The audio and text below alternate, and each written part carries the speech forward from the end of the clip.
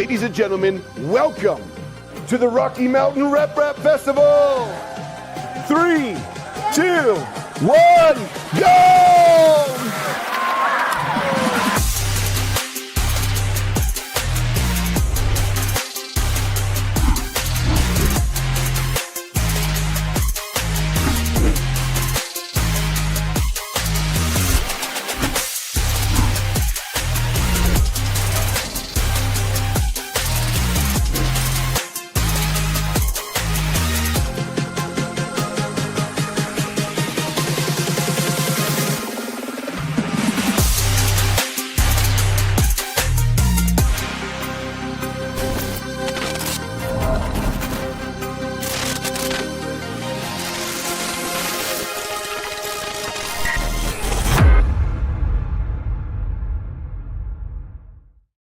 What's up, everybody? Welcome to HotMakes, and Caleb is rocking it. Yeah. How you doing, man? I'm doing all right. I'm not in my normal setup tonight. I'm in an Airbnb apartment thing. It's a cool little studio apartment, basically. Third floor. A nice little view of a Detroit parking lot outside the window. So you're in Detroit. I'm guessing you're going to Rapid. Yep. Yeah, it was a very, I had no idea I was going. It was a very last minute thing. Basically, Sam and I were talking about me coming with him to Rapid this year, and we just kind of dropped that conversation after a while. And he wasn't planning on going to Rapid at all. And then he had like 30 different people message him over the last few weeks saying, "Hey, are we going to run into you at Rapid?" And after a minute, he was like, "You know what? Screw it. I should probably just go." So last Wednesday, he messages me and says, "Hey, what are you up to this weekend?" Nice. So, we managed to pull it off, make it happen super last minute. I came in a few days early because he got tickets to go see The Used, which is a really awesome band. Yeah. And he was like, "I don't want to go alone, so can you come in on Saturday?" So we did that, and today we've been hanging out with the Bontech crew and meeting up with folks that are coming in a little bit early, and just hanging out. And we've been doing a lot of prep. Shot lists, that kind of stuff for the week, getting ready for tomorrow. And then tomorrow we hit the road, or we hit the ground running as soon as the convention opens. Yeah, that's awesome, man. I have it on my calendar. I met with the Creality crew. They actually came out and visited me here in the studio, actually in the old studio. And we were talking about it, and they wanted me to come do some filming and check out their stuff and then be at a big event. They're doing their anniversary in Detroit, right? Yeah, we're going to that too. That's at 2 p.m. on Wednesday, I believe. Yeah. And I just couldn't. I found out that at work is killing me lately. I had a project where I have to move all like the C-suite executives, the CIOs, VPs, those, and to another area in the hospital, and it happens this week. I'm just like, so what I just heard is you're doing the office thing, and you're just going to move all of them into the bathroom. Hey. If I could do it and make it work, well, maybe not. I'd probably lose my job, but it is what it is. But I do already have Rocky Mountain. We're gone. It doesn't matter what happens. Someone will take that project, and hopefully Murph as well. So that'll be awesome. I might possibly be making Murph work too. That wasn't on my list either, but I might be able to meet up with everyone at Rocky Mountain and at Murph. So. That'll be awesome. Well, I hope you guys have a blast. I wish I could be there. I know a ton of people that are going, and I wish that I could. David, everybody knows who the guest is tonight, but David's in the chat right now. He said, "I'm in the witness protection program." It kind of looks like that. Maybe we should blur your face out. Is that something we should do? I think I have a button. Hang on. Yeah, I have a button. There you go. Yeah, there you go. Definitely a spitting resemblance too. Yeah, perfect. We have an awesome guest. David Hewlett is with us. He was going to be with us like I don't even know, like November, I think, and a little bit of filming got in the way, and then he was able to come back today. We finally reconnected after everyone was so busy, and I reached out and I was like, "Hey, let's try to make this work." And he, being the most awesome person that he is, was like, "Heck yeah, let's do this." And we'll talk about it. He's had a long day. He actually got another call sheet to film today, so we were like, not again. But he's had a long day. He got back. How dare he work for a living? Yeah, I mean, come on. But I'm super pumped to talk to him. It's been a little while, maybe like a year or two, probably a couple. I think the last we'll talk when he comes on. Yeah. But yeah, I will say too, since I'm on my laptop without my normal office screens and stuff, I'm kind of like I'm a little distracted, and every now and then I'm like popping a different window up. But yeah, so that being said, You're I might good. not notice some chats this week. I might not be able to keep up with them as well as I normally do. Someone says, "How dare he do what brings in the money?" Exactly. Yeah, I definitely. But cool. Well, I say let's just jump into it. Thank you, Bearded Printer. Bearded Printer. Where? Yeah, I'm sorry, I missed that. Bearded Printer. Thank you so much. Neat. I've been playing with the H2D. I don't know if anyone saw my live stream. I forgot about that. It's been like a week or something. It's been pretty awesome. I got some stuff over here. I got. Did you get it with or without? Did you have a version with or without the laser? No laser in my version. Okay. But I will be probably getting the laser version. I have thoughts on that. I'll probably discuss that later. Everybody has thoughts on that. Yeah. But I just want to kind of show this in the background. Deposition sound, FDM5. Oh, yeah. Huh? So that's absolutely a project that I'm working on with the H2D, and I'm super pumped how that's coming. That's a good project for it because all the pieces are massive. Yeah, they're pretty good size, and I mean most of them will fit. Actually, that'll all fit on a. Is it the subwoofer that's the big, like the giant one? Are you? I don't have the sub yet. I didn't get the sub yet. Okay. So full disclosure, they gave us like a discount last time they were on. Yeah. And I was like, I'm taking you up on that, and I bought the FDM5s, and I can't wait to get them printed and built. For those who don't know, Deposition Sound makes some awesome 3D printed speakers where they send you buy the kit, so it comes with a custom crossover, everything you need, the speakers, the wiring, the baffling, and then you print the speaker in any colors and stuff like that you want. It's really cool. So, and they've got they were on the show, I think maybe 10 episodes ago, I can't remember, but super cool people too. Maybe we need to talk about this. This is my dead second cousin. Happy to see. I say we need to bring David in. Let's discuss this comment real quick. Yeah. Go ahead. Just go ahead. David, how you doing? What have I done now? I was just in the chat. I was, we were hanging out in the chat, and then Liz is like, "Hey, my dead second cousin, how you doing?" Like, what? What happened with that? Oh, you don't even know? No, I don't know what that is either. Liz is just making things up right now. I mean, I don't want to know what happened to her first cousin if the second cousin's dead. What about the dead first cousin? If it was a threat, maybe it's just a threat. Maybe it's an impending threat of some kind. Yeah. Oh, okay. I love it. Check that out. Was in a movie with my mom's cousin and played his brother. Oh my god! Oh, nice. Which movie? What? Yeah, what with movie? Tim Weber. Oh my god, that's was it Boys of St. Vincent? Is that what it was? I'm about to find out. I'm sorry, I'm asking the chat. I shouldn't be. Oh, hi guys, how you doing? No, you're good. That's what this show's about, really. Yeah, we're not. That's the whole purpose of doing this is the people behind it. So it's to mess with whatever schedule you might have tried to come up with. That's why you have me on these shows. Is this? Yeah, exactly. It has been a while though. Full disclosure, and like to add to that, it's our like automatic spreadsheet thing.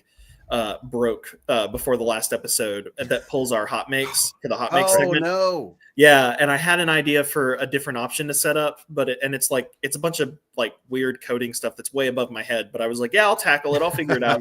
I didn't start trying to figure it out until an hour ago, so it's still not fixed. So if we're talking about organization, what were you using? I was using Make, I think. Oh yeah. Oh no, what we're currently using is if this then that. Yeah. Oh right. Oh, okay. All right. Yeah. Right. That makes more sense. And I don't know. Yeah, I think it would just be better if Jim, if you're able to fix the old one. But basically, long story short, if we're talking about like organization, I'm gonna get super distracted here for a second because I got to go back and like manually scroll through #HotMakes and pull the posts for for later. Now, you do the boring administrative stuff. We'll have the fun. That's fine. Yeah, I like that idea. Oh, okay. No, that's awesome. Did with Tim Weber? LOL. I Look like what, to spice things up. Look what Ethan's dad said. Oh, Ethan's dad. So I most recently saw David in Mistletoe Murders and Levels. Oh, fantastic! Yeah. So Mistletoe Murders is what I was working on today. That was season 2. Season 2. Spoiler alert. The suckers had me in for a few shows the first season, and then all of a sudden this season they're like, "Yeah, we want you to come back for every show." So I was like, "Great, yes, that's what I like." That's awesome. I worked on Stargate. It worked on Stargate. I figure like if I can I get a reputation for just showing up once and then never getting rid of me. That's like I'm like the guest credentials to get in. Yeah. Like good luck. It's like I'm the guest that won't leave. You know, that's amazing. Well, it's getting late. Maybe you should. This is great. Yeah. What is that on for those of us who don't know? What is that? What is it on? Like, where can I find that? I don't know. I think it's Hallmark. Is this the part where it's a channel I don't have? This doesn't even exist. Oh, it's a channel you don't have. It's just David fantasy. I wish I was on a show. No, it was so funny because it came up and I was like, "Are you kidding me? Mistletoe Murders? Oh my God, has it come to this?" And then I found out that the guy who wrote it, Ken Cooperis, and his fabulous wife, it was their show, and I read the script and I was just kind of cracking up because it's the best pitch ever. They went into like Audible and said, and they said, "What do you want?" They said, "I don't know. We have this group of this audience that enjoys Christmas movies all year round, and the most horrific horror, like true crime shit that they listen to." And Ken's like, "Well, I actually wrote a spoof of a Hallmark thing," and so they ended up going with it. They started off as like a podcast, and then it went from podcast to Lionsgate, and then Lionsgate started making it, and it's apparently people like it. I like it. I mean, it's but I'm old, and it's like I'm probably the perfect audience. Just What I mean, is it fun? That's what matters. It is a lot of fun. Yeah, it's a lot of fun. I'm like the luckiest man alive because I just get the best, silliest, showiest kind of roles now. Like you just show up, have some fun, leave again. Everyone's like, "Oh my God, it was great." And you're like, "Yeah, great. They just write great parts for me. I get to be an idiot. It's fantastic." What and it must film close to you. They've got this zone thing that they do where it's all about saving money basically at this point. Like the film industry is just about how cheap can we go. And so they get different levels of tax credits and grants or whatever it is that depending on how far outside the city they are. So there's always this push to try to get you further and further out of the city. So right along the edge of that zone is like every single shoot is done like in this little. Oh, nice. Yeah. Unless it's a huge shoot. You do like unless you're working with Jason Momoa on C or something, then they're just ignore the hell they want. Then they don't care. They go wherever the hell they want, and Jason goes wherever the hell he wants. And I think the last time, I think maybe the last time we talked to you was when you were in what was it? Now you're gonna get. You were crawling through the tunnels with the rats. Oh my God! Oh, that's a long time ago. Jesus, was that it? It was like 2 years ago or something. It was with Del Toro. Yeah, it was Del Toro's, that's right. Cabinet of Curiosities. Cabinet of Curiosities. There you go. I know. My high school buddy directed that. Wrote and directed. Yeah, it's the guy who did. The best part about that was like we had you on the show and you were talking about it, and I was like, I haven't even heard of that, but I love Del Toro. I love his stuff. Sarah, my wife, and I had just watched his rendition of Pinocchio. Oh, and, we had you on the show, and I talked to Sarah afterwards. I was like, "Yeah, I got to check out this Cabinet of Curiosities." She's like, "Which episode was he on?" Like she had already watched it. Oh, she already seen them all. Yeah. That's the story of our house. When no one watches, we like sit in the living room, everyone with a different screen watching something different. Yeah. No one wants to watch the crap that I watch. I'm watching like the I watch the horror movies and the stuff, any sci-fi stuff that shows up. I'm there. So the horror movie, the Christmas movies, the Battle Cry says, "Does the Santa save the day of every episode of the new show?" Is that it's so funny. Like if you spend the entire time dressed for winter all through the summer because it shoots from like spring to summer. So you're just staggering around in like coats and stuff. No, it's kind of fun because she's the lead who's from God, I should know the show. Lovely woman, Sarah. Can't remember her second name, but anyways, she's on Grey's Anatomy. I think it was Grey's Anatomy, and so she is like this, like I don't know, some kind of like I'm not even sure where we are at the script stage, but she's like some kind of like old secret agent or something. But she's just decided to retire and like start this little Christmas store. But then, of course, just like Angela Lansbury, people start dropping dead all over the place. So it's just fun. It's just really silly fun. So remind me of the name one more time. Mistletoe Murders. Yeah. I'm looking it up now, just because I don't want to mess it up. Murder Toes. Yes, exactly. And it's just I get to play this guy called Famous Ray who just will sell you anything basically. Wear the loudest shirts, like my hair's up to like here, what's left of it, So it's quite fun. I love it. I'm looking. I found the IMDb. Hallmark. It is on Hallmark. Okay. It is on Hallmark. Okay, good. Okay. Yeah. Where's to watch? But you could buy a subscription to Hallmark. But how do you? Otherwise, I've got like subscription fatigue though. I can't. Yeah. I had to go through and get. I was so mortified because I had to go through and get rid of a whole bunch of like Patreons and stuff that I did because I was just like, this is like nuts. I'm like, Yeah, and the problem with me when I occasionally have to go through and do like a purge, because it's all of a sudden adding up to too much. I was like, the problem is the people I subscribe to I probably subscribed because they were guests on the show, and I was like, or friends, cool it's like I feel like we're friends now. You do cool stuff. I should support you, and then then it's like every quarter I have to send out like a bulk, like 5 or 6 messages. Hey man, I'm really sorry. This is nothing like personal. I do the same thing. No, I feel so bad. Like Wexter, I love Wexter stuff, and I subscribed to him for ages, and then eventually I was like, oh my god, I've got like this. I have like 10 of these things, and I love my Mistletoe Murders, but it ain't Stargate, if you know what I mean. So I'm with you. Let's see. I was looking up mistletoe. I was looking it up on YouTube too while we were talking. I don't know if there's any episode you could. I'm not saying you should do this. I'm not saying you can find episodes, snippets nice. on YouTube, but you might be able to. I have to do that myself because I got to do that I got to pull some clips for the demo reel because whenever you do something, you have to pull a couple of clips and throw it in with the rest of the stuff. So I get attacked by rats, and then it's Merry Christmas, everybody. That kind of stuff. Nice combination. I get it.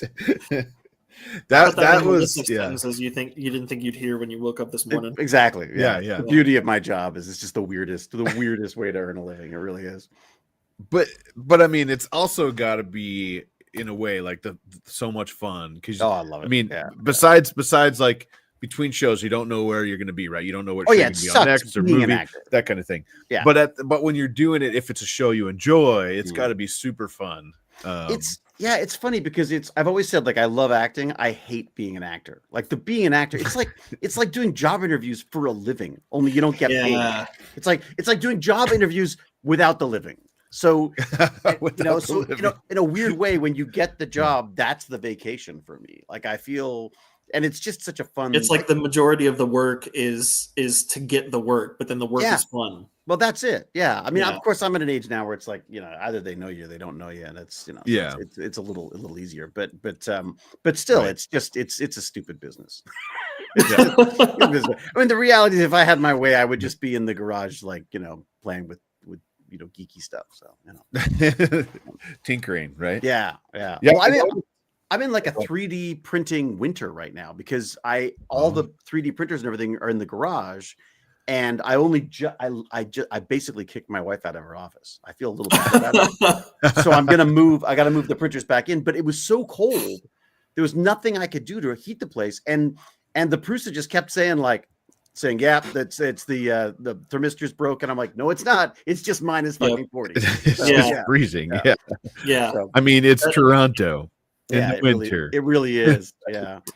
The rodents and I taking shelter in the garage, trying to heat ourselves up over the build plate. It's just Hey, that will work. That will actually. That's true. Yeah.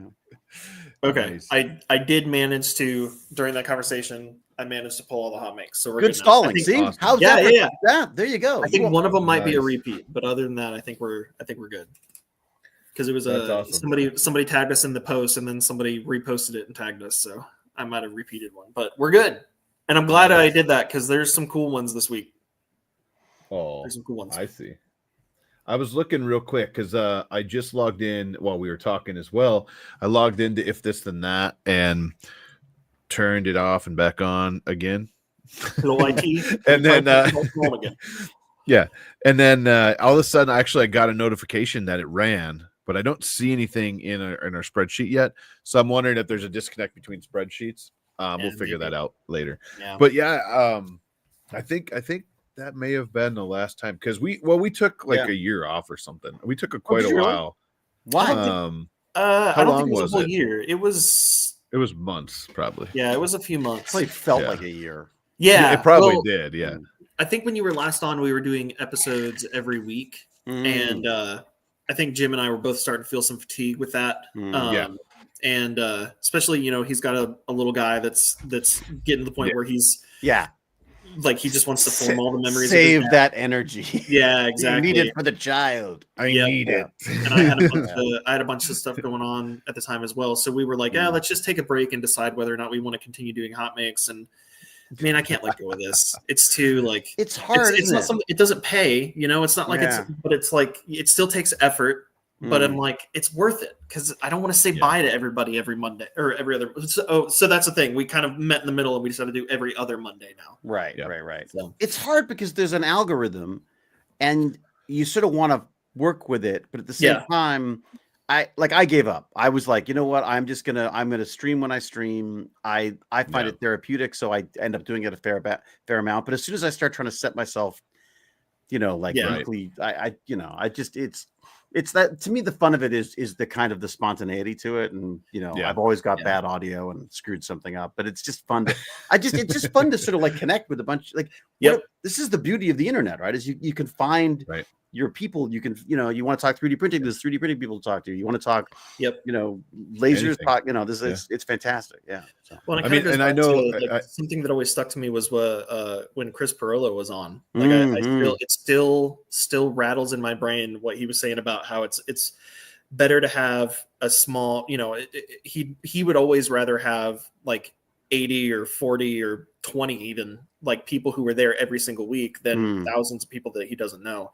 Yeah. And like every single time we do a show and I see names scrolling through the chat that I see every week, every time we do a show, or people that I'm going to meet a few people at the event this weekend that reached out to me and said, "Hey, cool, you're going to be here. This is the first time we've had an event where, I'm in their area." And I'm like, I'm finally going to put names to or faces to names. Yeah. And it reminds me of the old days when Facebook groups weren't a thing and everybody was on forums for like the first weekend and stuff. Yeah. You would meet up and you'd be chatting with people. You have no idea who they are. And then you'd be like, "So what's your username?" And it's like, "Oh, my name is Boba Matt." "Oh, you're Boba Matt." Yeah.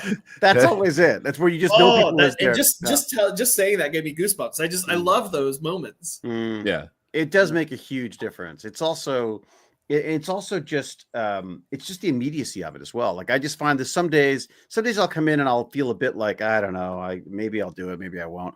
Then you get on, and by the end of it, you're like totally jazzed and like, just grooving on the vibe. It's great. I love it. Yeah. Sorry, Jim, I interrupted. You were going to say something. I don't remember. Sorry. Nothing. It was that important. Clearly. I like the way you just throw them under the bus there. I was actually Jim. pulling your HotMakes in now. And no, I was just thinking like, it was super cool after all that discussion. I don't remember what I was going to say in that moment, but what is super cool is when we go to these rep festivals and it's like a big family.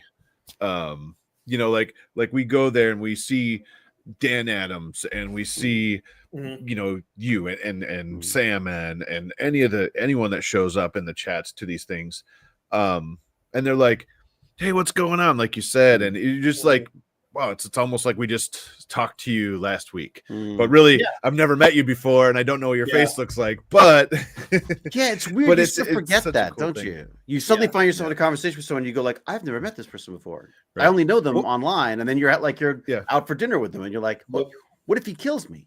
I don't think then I better have a mistletoe. I don't know. But I will solve it. But the other thing is, though, on the reverse part of that, you'll be out at one of the events and they're like, hey, how's it going? And start talking to you. And you're like, I'm sorry, got to remind me, who are you? And then they'll be like, you said, though, they'll be like, hey, I'm John Stern, right? I just picked someone out of the chat. And they'll be, oh, you're John, right? But we're talking to each other like we knew each other forever, but you didn't, like, they don't realize that you don't know who they are. You never saw their face. So that's that moment where, like, and I'm better at faces than names. Years. Like, I'm much better at going, like, I know you, as opposed to, but I never know names. I really don't. I get my sisters mixed up. And that bites me in the butt sometimes too, because like Andrew Rogers, you know, I've run into him a few times, and I'm super familiar with his name and his profile picture because he's always, you know, he's the leader of the Council of Andrews, which is a thing that started on this show, and it's like, oh really? But then like we had like I think we had 3 or 4 people named Andrew that were watching on a regular basis at the time, so we just started calling them the Council of Andrews. And Andrew Rogers is like almost always hanging out in the chat on the show, and then I've met him a few times knowing that he was Andrew Rogers at events in person, but my brain was disconnecting the person online with the face, you know, because I'm better at remembering faces than names. But in this instance, I was more familiar with the name than the face. So over time, I went, wait a minute, these are the same guy. It's the same. People are different though. Like some people are definitely, you get a different feeling from them online than when you meet them, but not in a bad way. Just like I found people online who are incredibly, you know, chatty, and when you meet them in the real world, if that's the real world, then they're actually quite, you know, the timid reserved and quiet. Reserved. Yeah. So it depends on the day for me. That's what people say about me. I'm reserved and quiet in person. No, that's not true at all. People who haven't say that. People who've never heard of you. Speaking of reserved and quiet, I got to throw it out there. We are a little over a month away from Rocky Mountain Rep Festival, and I'm hosting. I'm seeing it again for the 3rd year. It's going to be a ton of fun. I know Caleb will be there, Sam will be there, a ton of people in the chat will be there. So if you're out there and you're watching, Rocky Mountain Rep Festival is coming up. It's towards the end of May, and we want to see you there. It's a ton of fun. It's free. It's free to get in. You just got to get there. So it's not free to get there unless you live close, I suppose. But where is it? Where is it actually? That one is Denver. Right north of Denver. It's just like 45 minutes. Yeah. Now the one that you're probably well, no, I've got a friend who lives just outside of Denver, so I was. Oh, well, there you go. There you go. You should definitely check it out. It very quickly became like the first year. It didn't have any ramp up like a lot of brand new events. Like the first year will be a little bit slow, and then the next year will actually be the one that picks up. The first year was massive. It went like straight to 11. Exactly. Exactly. And it's only been better since then. So wow. Okay. Yeah, and I think there wasn't anything in that part of the country at that moment, right? So when the first year came, people from Wyoming and Colorado and all those that western side of the U.S. started coming, and then it like you said, it got bigger and bigger. And this is the 3rd year. They put a ton of people through the door.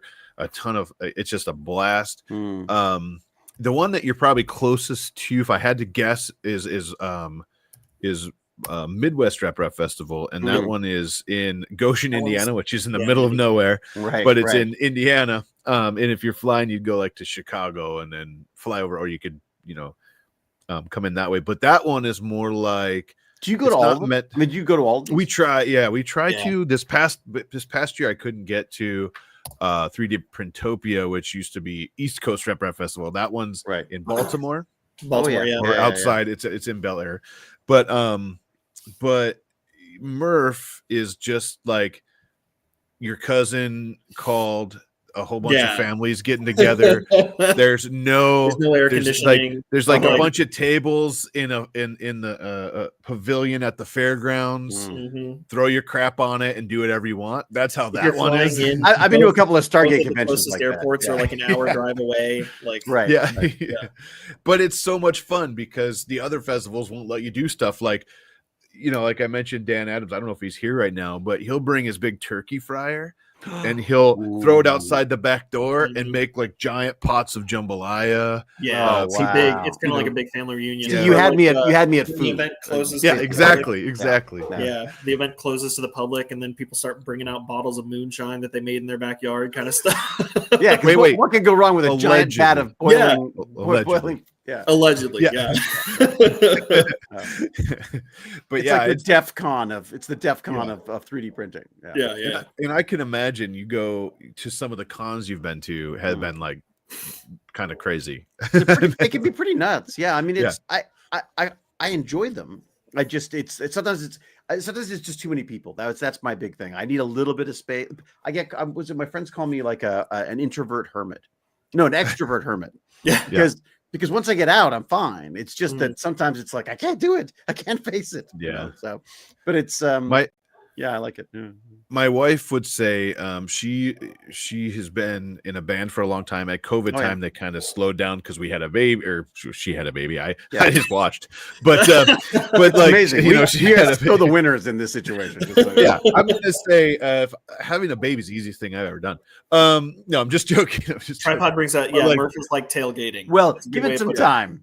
Yeah, no, I meant the actual having part. But no.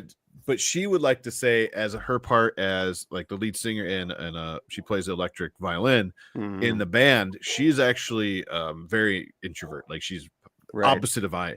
But she says she's an introvert with extrovert hobbies, and that's how she puts it, because she's just like, she has these hobbies like being in a band or go out, sing karaoke, that kind of thing. But then when she's not doing that, she's like in the corner and you're like, are you okay? You having fun? Like I'm just sitting here now. She's like, I'm having a blast, but she's just like, yep, dude, I do the same thing. So I have this, like, I feel the FOMO where like, I get sad when I'm not invited. Right. But when I go, I don't need to interact. Like Sarah used to play D&D and she'd be like, do you want to play with us? And I'm like, no. She's like, okay. I was like, but can I go? And I would go and I would bring like a Lego set, or I would bring my Nintendo Switch or something. And I would just hang out on the couch or like in like next to the table where they were. And she's like, are you sure how are you not bored? And I'm like, I'm just happy to be near the fun. I like that too. I feed off of other people's energy. And if the other people are having fun, I don't have to engage. As a matter of fact, it's exhausting for me to engage, but I want to be around the fun.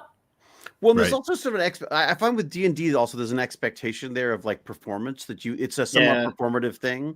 And I mean, I know you don't have to be, but it's sort of I agree. I just like sitting, kicking back and enjoying it. Yeah, and it's not just D&D. That was just an example. I do that with a lot of things. Like fun adjacent is. Do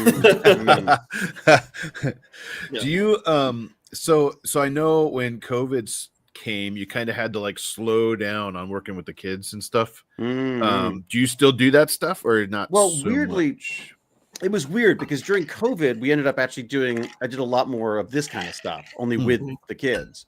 So I did these Tech Bandits things, and we would but since COVID I've sort of felt like I don't think they need more time online. So I don't want to be just another thing for them, another excuse for them to play 2 hours of video games while they pretend to listen to what I'm saying.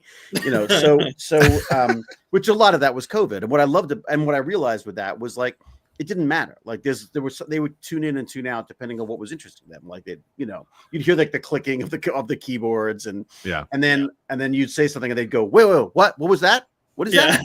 And then I was totally listening. Yeah, so you've got someone's attention. And then they return to the game. But at least for that moment, you had something that sparked their interest, and you sort of take a note type thing. And then I started doing some sort of in person stuff with local community center, doing sort of Tech Bandit type stuff there. Nice. But honestly, the scheduling's a freaking nightmare, as you can tell, just for trying to schedule me.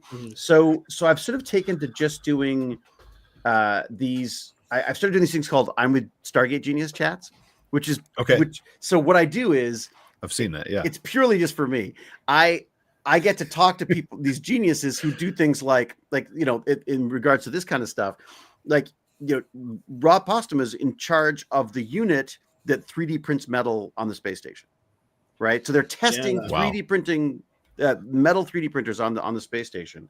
That's and awesome. So you're just talking to him about that stuff, and then Of all places to test something. Well, that's the weird on the space station. Yeah, I wouldn't have thought of any of these things. But it's also the other one that I'm completely going down the rabbit hole on right now is the bioprinting. Ooh, right? Yeah. Where you're basically printing with mayonnaise in hair gel. Like that's what you're dealing with. Oh, And you do that in space or in microgravity, because here, you get these gradation issues and things all settle, and that's not good. So I mean, the only reason you have droops and problems with overhangs is because of gravity. Exactly. So you can place this stuff in a gel, it'll stay there, and then they incubate it so it starts to grow, usually stem cells of some sort. Yeah. Or certainly some kind of what do they call it? Pluripotent, I think it is. But and so they can start the beginning of these things, then they'll fly them back down to Earth and sort of play with them from there. But and also these the other thing about the bioprinting is they'll bioprint organs on a chip, basically. So they take like a bunch of little kidney cells or a bunch of heart cells or like a computer chip, right? Not like a Dorito. Well, basically, not like that would be revolting. But who knows? Maybe look, when they're doing 3D printed meat, so who knows? Yeah. Nice human burger. It's people. The waiter is up and taking your order and like, okay, you'd like the steak? What kind of infill do you want? Yeah, exactly. But I think we're going to get to that. Like I do think we're going to get to that point. But the bio side of it, I couldn't understand why they were doing what they were doing on the space station. It just seemed ridiculous to me. But then once you understand that, like things like when you print it, if you can have a little sort of computer circuit type version of of heart cells, you can then test them in that environment and without having to kill humans in the process, or dogs or monkeys or whatever. So it's just kind of an interesting liver. I wonder if at some John point Stern says liver and nachos. Oh God, delicious Doritos stem cell, amazing. Yeah. You know what though? Man. I would take liver and nachos over pork rinds any day. What? No pork rinds. There's something wrong with you, Caleb. What? You just now figured that out. Yeah, it's pork rinds. Like I eat the most disgusting stuff on the planet, so it's I don't except liver and nachos. Exactly, except not liver's not liver does not work for me. The pate, nothing. I can't do it. So yeah, it's just the 3D printing, the bioprinting stuff to me is just absolutely fascinating, because it's just that, like, and then you get into the 4D printing stuff, where you're printing stuff that changes shape. I mean, I can't wait to get back in the garage and print a heart or something. You know what I mean? There are some things this week that I'm not allowed to talk about that I'm going to be probably checking out at the show this week. That it's just nuts what people are just pushing this technology to. What sort of stuff are they showing? I mean, who's showing off stuff? Like, what are you excited about coming up? Like, what are you seeing that you go like, okay, this is some without destroying NDAs or whatever you got. So. Yeah. What can you not tell us about that you should tell us about? Yeah. Well, I know that the what is it? The Index? Is that what it's called? The Bondtech, the new Bondtech, like print head. It's not going to be released until November, but they are. I was just talking to Olaf earlier today. They have a unit here that's going to be running, and they're currently at their hotel, like tweaking the settings and everything, and make sure it's working. And I don't know if that's I know they released like a promo video and some like product like photos and stuff, maybe some renders, but I don't know. That might be the first time I've seen it. If it's been posted online, I haven't seen it, but that might be the first time I've seen it running, which will be super interesting. That's cool. But when I was, what is the advantage of that? What is the I'm gonna find out tomorrow. So you literally, so you just I don't know a whole lot about it. I know that Joey, who I'm guessing at this point we can safely say he's not joining us tonight. He's also traveling and didn't have great internet, so he was not sure if he was going to make it or not. But he's watching HGTV in the hotel room right now. Yeah, he's watching Mistletoe Murders. Yeah, isn't everyone? Yeah. But no, I'm kind of piggybacking off of what we said earlier. Like, Olaf asked me that earlier when we were having lunch with them. He was like, "So, what are you most excited about seeing this week?" And I'm like, honestly, people. Like, there's gonna be a bunch of cool technology there. The guarantee at an event like this is that you're gonna see some sort of cool piece of technology that you haven't seen before. So, like, it's not that I'm not excited to see that; it's that I'm not putting a whole lot of purchase in that. Where the not guarantee or the thing that's not guaranteed is what you like, who you're going to run into, right? And that's that's what I'm more excited about, because some of these people I haven't seen since the last rapid, some of these people I haven't seen at all yet. So, and just getting to talk about the tech and stuff is just great too. I mean, that's the I love going to these. Sure. And an event like this is a lot different from like a Rep Rap festival too. This is there are a lot of companies here that attend Rep Rap festivals as well, like Prusa and Polymaker in them, but even with I got a Prusa story for you. Ooh, okay.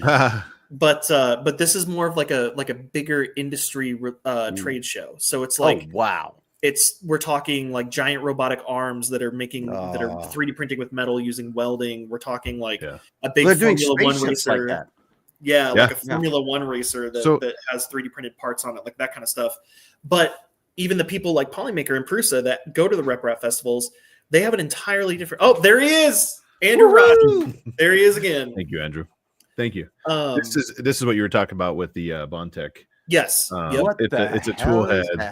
Wow. It's a multi-tool head changers from what I understand. Yeah. And it's I don't know a lot about it, but I know it's going to be awesome if it functions the way it's supposed to function. So they all have to have the same soundtrack. Pick that up in a second. But real quick, I didn't tell David or Caleb about this, but when you were going to be on last time, there we were. When you were going to be on last time, you had sent a wedding message to our friends. Oh yeah. And I just shot him a link, and he has to run to a lecture, but I was like, "You need to fire your Stargate up. I'm going to pull you in." And he's like, "What?" And he's like, "I got to go to a lecture." And I was like, "Now before you jump on the stream." So hang on real quick. We got to say hi quick. Before 9 again. Hey, what's going on? There he is. How you doing? Hello. Oh my God, you got your own Stargate and everything. Yeah. That's how you could be here and at the university so quickly. I tried though. The wall's really hard.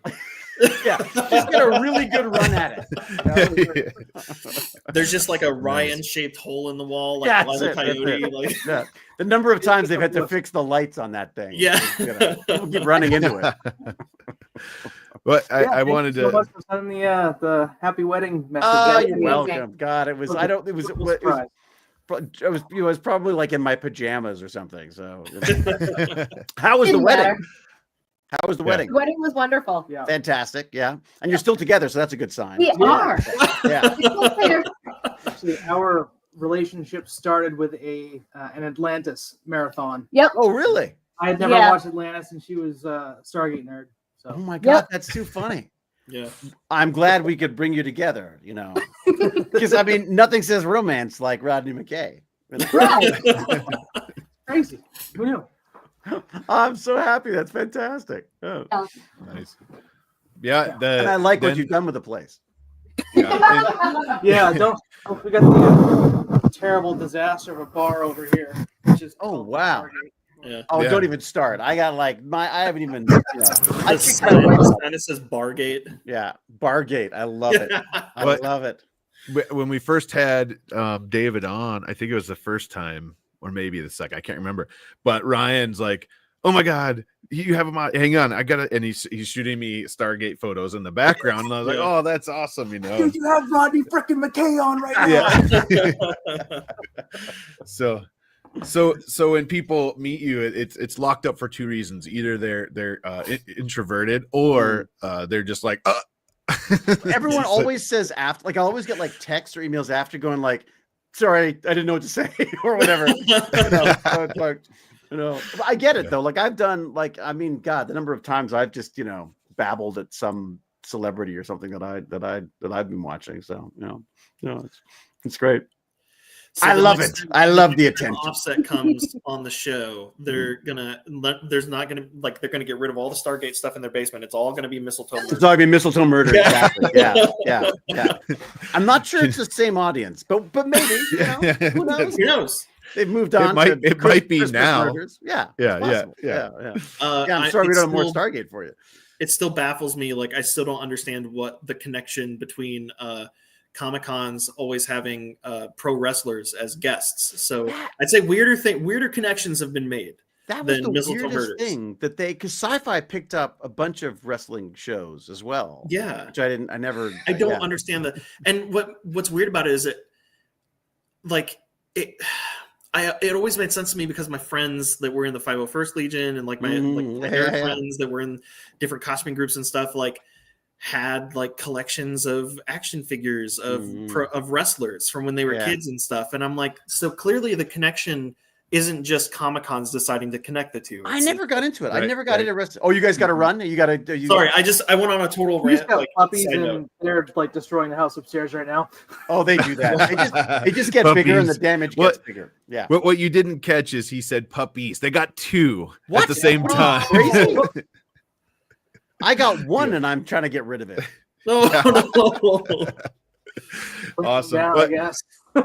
Ryan, I know you said you had to get to a class, but I was like, I gotta pull Ryan in because last time you guys were going to be on the show with us. God, look at this.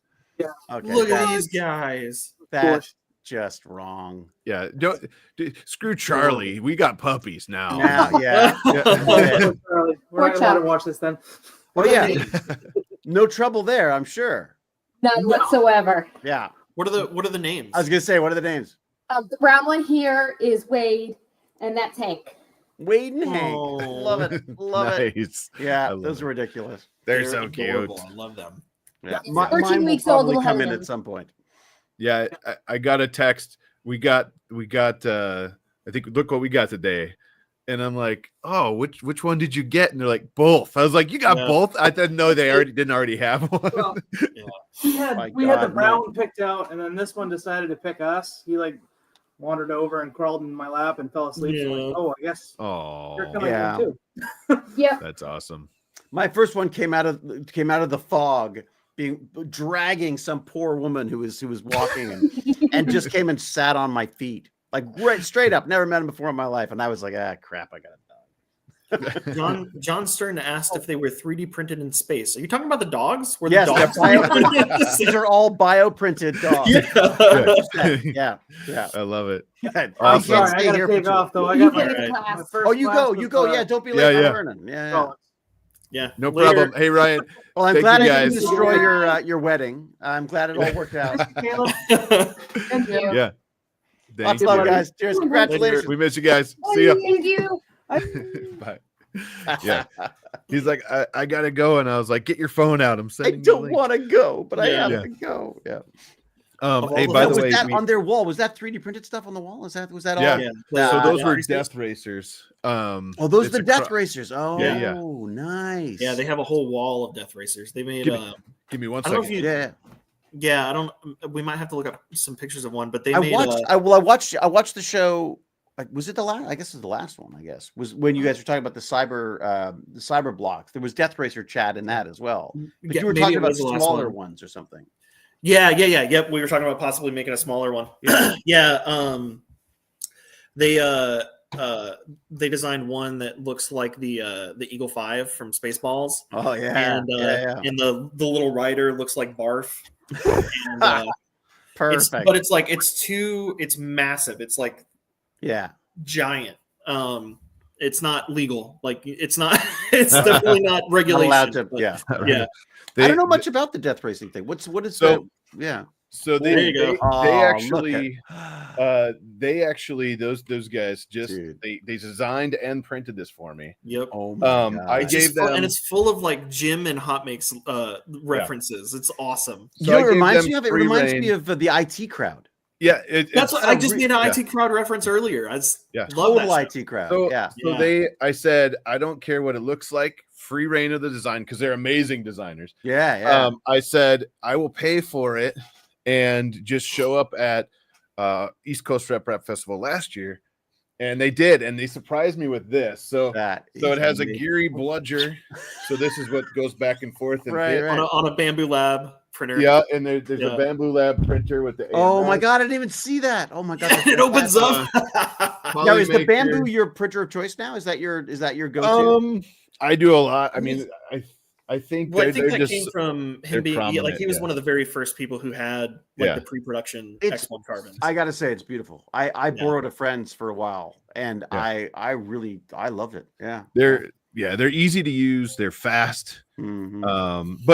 But as far as the Death Racers go, I mean, they put so much work into this. They put different plates on the back. This one actually says, let's see if it gets. You can change the plates. This is the battery cover. Oh, okay. Right. So this one actually says Hot Males. Yeah, instead of HotMakes. Right, you get more viewers. You get more viewers. Yeah. I told him we need to do like a 3D printing fireman's calendar. Yeah. So how these work is, I mean, this one actually has the Omni wheels on it, so it can strafe, it can go forward, backwards, sideways. I can't usually believe the normal versions have tracks on them. Yeah. Right. Like a tank, but then the head is actually the on-off switch. So that if that comes off, and then you can put it back on. And the idea is to knock your opponent's head off because it shuts them down. And then you keep going, and that's how you win, is by taking out the crowd. But yeah, those guys. Is this something I can watch? Is this like I'm guessing there's got to be a YouTube channel. This stuff. Yeah. There's a few videos that I'm actually looking one up right now so we can show it. Yeah, because I've never. It's so funny. I heard about you talking about it last time. I thought it was part of the Cyberblocks thing. Oh, that would be cool. Mini. I think we were talking. That about was mini Caleb's ones. suggestion. Yeah. But yeah, so they have that. Their whole wall was ones that they've printed, and they put a ton of time into like the new documentation, and it's all out there. So you go and you can print your parts, and they have different front ends and all these different things. And then Big Tree Tech came out with a kit working with Sam Prentice. And so you can buy cost. Like how much are they? What does it cost to make them? I don't remember how much the kit costs, because that's probably the best way to get them. So you buy a kit and it comes with all the RC stuff and everything you need for that. And then you print, including the controller. Like and so you just mod it however you want. Yeah. And I don't know, this seems like a good kids thing with the racers. I don't know if Polymaker's still doing their thing. I'm not sure. For a while when it got started. Oh, there you go. So the kit's 180-ish. 180. Yeah. There you go. All right. Yeah. All right. So it's a commitment, but it's but that's a very good deal, because you get the radio and the receiver and all that. I mean, it's everything you need to drive it. Yeah. And instructions, I'm guessing, on how to put it all together. Yeah. Now it does not come with the Omni wheel version. It comes with the normal version. I was going to grab that one. Oh, you just have to flex for us. That was your. Yeah. Well, I pulled that one out because they designed it, and you won't get these, but you can do that version, but it definitely costs more. And I know Steven's on here too. He said they've made a lot. It's about $180. Yeah. Steven is Kim's brother. So you just saw Kim on there, and it's like Ryan's second wife, pretty much. But yeah, they you pretty much go about wow. Oh my god. These are the basically Carnage too. Full out Carnage battle, A lot of people don't. Oh my god! A lot of people's Death Racers don't make it through. Oh, that's great. I just like it because I feel like it's something. Yeah, there we go. I don't know. There's the schools are always scared of doing. Oh, I forgot I crashed the drone. Yep. I think it wasn't my drone. The schools are always scared of anything that's quote unquote like violent, but I feel like I don't know. I just feel like this is something that I can see kids getting excited about this stuff. Right? Well, and they had that issue with I think it was the first year that they brought Death Racers to 3D Printopia when it was still East Coast Rep Rap Festival, because that event takes place on a college campus. And they were like, Death Racers? I don't know. Oh, right. Yeah. So that first year, they renamed Death Racers to what did they rename it to? The Peace Racers. Yeah. I think it was like Freedom. The Freedom Racers. We made fun of it for a long time, but I don't even there's a remember. whole thing. But then the second year, there you go. They look like this. I put a different head on this one. But you have the tracks, the 3D printed tracks, everything. Derf Racers, that's what they called it. Yeah, Derf Racers. Derf Racers. I kind of like that. It's like it's got a kind of a Star Warsy feel to it. Yeah. So also, this one has a spinning weapon on it. Oh, what are the rules? Like, I'm sorry, I imagine they're more extensive than just that. But can you protect your head at all with the things, or? No, the head's got to be able to be hit because that's okay. You know how you take it out. And the head and the bludgeoning tools have to be at roughly the same at a certain height. Like you can't make a head that's higher than everybody's bludgeoning tool because that's right. Okay. Steven says this is a death machine. Yeah. So this one I had PCBWay. Shout out to PCBWay. Yeah. Actually, they sponsored this. They SLS printed this in nylon 12 on a SLS, basically on a on a printer that prints in powder. I don't know if you've ever seen those. Oh yeah. So this one's also not regulation. Yeah, well, this one's regulation except the spinning. The problem is I used the SLS nylon 12 weapon, and it has a motor that spins it that has no gear reduction. So I can't remember. Steven might remember. What is this, like 12,000 RPM?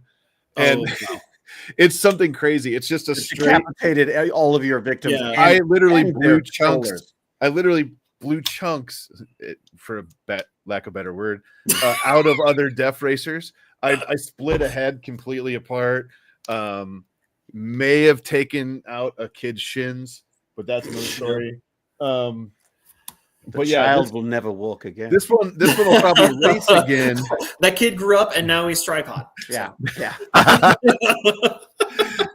So this one will probably race that again. was actually Tripod's villain origin story. Yeah, Jim with his Death Racer. Yeah, taken out by Jim. Nice. Yeah, I shall have my vengeance. I'll swap this out for a TPU weapon, and next time I race this one, it'll be actually more regulation. But this thing was a beast. They brought out there's Tripod. I had 2 legs before that race. What's funny is they Tripod's, had big did you know racers. Sorry. And they smashed this thing like 6 times. They ran over it. They did whatever they want, and this thing didn't bother it. Wow. It was crazy. It was featured in a Flex Seal commercial. Oh, really? No. I can see that somehow. Hey, you got to make money any way you can, right? So I don't know, Jim. Did you know that? True. So Tripod has a Death Racer too, and did you know that his little character on his Death Racer only has 1 leg too? Yeah. On brand. Yeah, definitely on brand. This is great because I'd never heard of it before. I just think it's I can see you getting into it if you. Yeah. Oh God, yeah. Well, it's like a cross between RC and tanks and Rock'em Sock'em Robots. Yep. Yeah. You know, and usually they have like a and Robot Wars. Exactly. Yeah. But I love the 3D printing angle on it too. Right. You can iterate stuff. I like that. Yeah, and those guys are like master designers. They've done everything from Batman to T-Rex. Like, well, so it's on. Are Are you familiar with Michael Baddeley, the like group? He's a designer and he has a whole like Patreon group, and but great someone else to subscribe to. Damn it. Yeah. It's $1 though. That's the thing. It's really? always been $1 for the thing, and you get access to all the stuff. How does he do that now? Because Apple's ripping us all. They're doing the whole 30% thing, right? Like if you sign up. I don't know, but basically, long story short, like they design all sorts of like droids. So like the 3D printable R2 units and stuff like that. It's that same group that designed the Death Racers. Oh wow! Okay. Here you go. All right. They're offering. Steven says we can make you one that's a puddle jumper. Puddle jumper. Oh my God! That would be so cool. Yeah. If we could get you to make this happen. If we could get you solidified for one of the events, we can make this happen. Oh my God! Okay, Yeah. Just show up. We'll have it ready for you. And You said I you speak had for you said you Stephen had a and friend Ryan. down in the Denver area. Stargate that just, or you know, Yes. or just Yes. Zelenka. Just have Zelenka. You know. I think there have been multiple things that have happened this episode that lean towards you coming down and joining us. I know, but it's always that. Like we always have these chats, and I always want to do it, and it's just stupid life stuff. Yeah, yeah. Stupid earning. We'll figure out a way to make it happen because that would be exactly the gate ship one. I love it. Yeah. There you go. Yeah. They are the masterminds behind like the best themed racers. I'm looking into that. I'm going to look into this for sure. They have a Ghostbusters one. They had a Bridezilla. It was a Bridezilla one. It was Kim's Bridezilla one. That was it was a Velociraptor driving it, like a little with a veil. Oh, nice. Oh. They've done a couple other ones that I'm not remembering right now, but yeah. And then Jim's like when you give them a theme to follow, they just go all out. It's awesome. Right. Well, if you didn't notice, it's hard to tell on mine, but like I said, I gave them free reign. They could do whatever they want. I'm sitting at a computer, but what you probably didn't see is I'm sitting on a toilet. Like, oh, really? So on the thing, yeah. Well, there's all so like they were on his death racer. There were Polymaker filament boxes next to him. He's sitting on a toilet because he can't say the word toilet, and we keep bringing him toilet. Sorry. Yeah, he says toilet. Golden toilet. There's the whole like dipping Oreos in water thing. There's like not as bad a story as I thought it was going to be. Desk. Yeah, no. Yeah. It was just pretty fun. It's just the entire like I said, the entire Death Racer is just nothing but references from the show and stuff. It's much just fun. Easter eggs, the entire thing. Yeah. I love it. That's great. No, I gotta look into that because that's definitely my kind of thing. I'm losing. And it's a fun project for if you got back to in person. Mm-hmm. You know, like it's not a quick build. So like plan like a series of events unless you have like a day, right? Right. But it's just because you got to put everything together. Now the new models all are designed with like heat set inserts. Oh, so, I've yet to play with those. I'm dying to do that because it just seems to make good. So much more sense. Yeah, especially with something you're probably going to take apart, you know, and put back together, and you can fix things. You can take panels off and put them back together without ruining the 3D printed threads, right? Mm-hmm. But yeah, that's really nice. Like, I mean, that's just a genius idea. I love those insert things. Dan Adams says the Amish buggy. Oh yeah, there's an Amish buggy one because oh my god, Murph. We were talking about Murph taking place in the middle of nowhere. It's also like Amish country. So you get to take the head off an Amish person. Basically, Now, how to make yourself got that one? Yeah, there it is. Oh my god, Jim's Oreo Express. Oh wow. Well, how do you get his head off? This one actually you drag behind the Death Racer. It's a trailer. So it was like trailer racing. Yeah. Oh my god, it's fantastic. Yeah. You're gonna have like a cartoon series the way this is going. If I remember right, they put Oreos inside of the mini gym. Steven, can you confirm that? I'm pretty sure when they were printing the gym here, they put Oreo chrome like inside. Yeah. But yeah, it's like when people to like weigh a print down, you'll pause the print halfway through and dump rocks in it or something. Right. I'm pretty sure. Yeah, they put Oreos in that one. Yeah, it's got the back on there. There you go. So yeah, that was 1 year for Murph because it's like Caleb said, it's an Amish country. Mm-hmm. He put out a file. Sam put out a file to make the buggies. So basically, we pulled them around like trailers and we bashed the heck out of them. And it's all 3D printed wheels. This is all except for the screws. Yeah. Right. Yeah. So, always the screws. Yeah. So Ryan stopped the print and stuffed the gym full of cookies. Stuffed Jim with cookies. I should bust it open and eat some. Hey Gerard. Hey Joey, what's going on? You couldn't make us tonight, dude. Hey, so not to take us way off track again, but you said you had a fun Prusa story. What we got to go? Oh yes. Yeah. Thank you for reminding us. I did a tour. I was in Prague. Nice. I did a conference there. I went and it was supposed to be like a 2-hour tour. I was there for 7 hours. Oh, geez. I like every single room we went into. I was like, wee, and I was like, and learned all about how they're making the filament, I came away with this wonderful. Well, first off, like it's like the Willy Wonka of 3D printing companies. Like it's just it's glorious. And have you guys been? Have you? I have not been yet. I haven't been there. I cannot recommend it. Might be coming down the pike this year. Nice. Because it's like in an old Soviet era factory, and there's just you don't go in there. Like there's just like but there's they had alpacas. They had it's just this magical. It's very Prusa. That's awesome. It's very it's very Joseph. But and I did their podcast after and stuff, but I just couldn't get over how MacGyver it was. Like they've got this amazing system. Like it's absolutely, they're obviously the printers are fantastic, and I love their kits. I mean, that to me that's like the joy of finishing a Prusa kit. It's just there's nothing like it.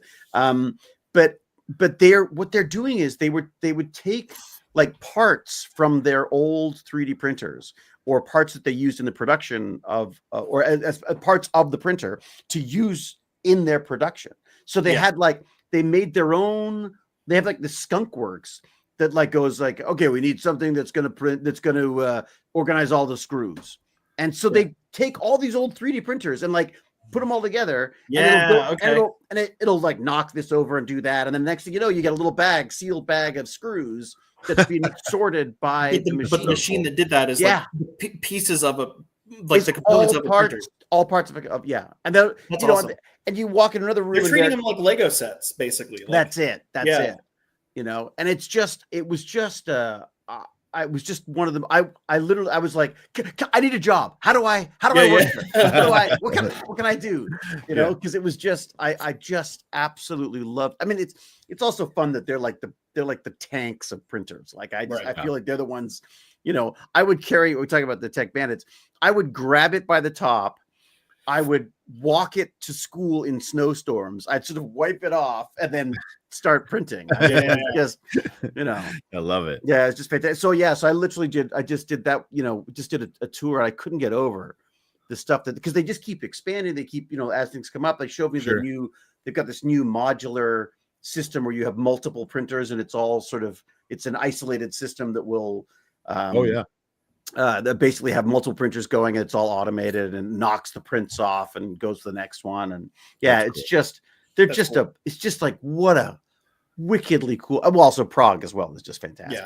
I feel like in another life I was living in Prague because I just it's one of the most amazing cities I've ever been. I hope I get to visit at some point. Oh God, I've only heard good things about. And it's not expensive. Like it's not an expensive city. It's like it's very reasonable and it feels incredibly safe and awesome. And this like.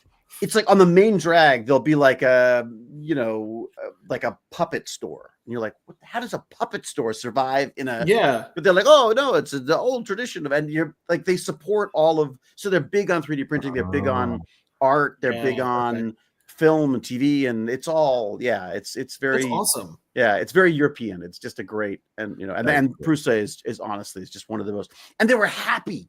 Like people were happy working in Prusa.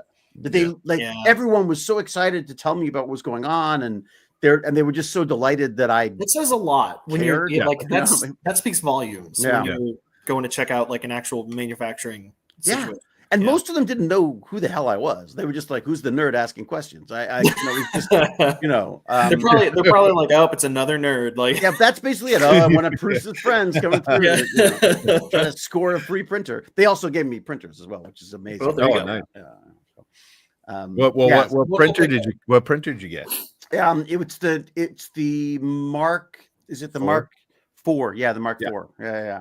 Nice. I get so confused with the naming of those. Because there's the Mark, and then there's the upgrade kits, and then there's the the S and the S Plus, and I felt like I was cheating on him when I was playing with the Bamboo because I've only ever I love the Prusas, but the Bamboo was just a fun experience because it was like. To me, it was almost like an Apple-like approach to printing, except and had the same issues. If something goes wrong, you're fucked. I literally said that earlier today. I was talking to somebody, and I was like, "Yeah, Bamboo makes Apple products. It's an Apple. One of Apple's original slogans was, "We make computers for people who hate computers." Yeah. You know, And so that's it's it. Yeah. yeah.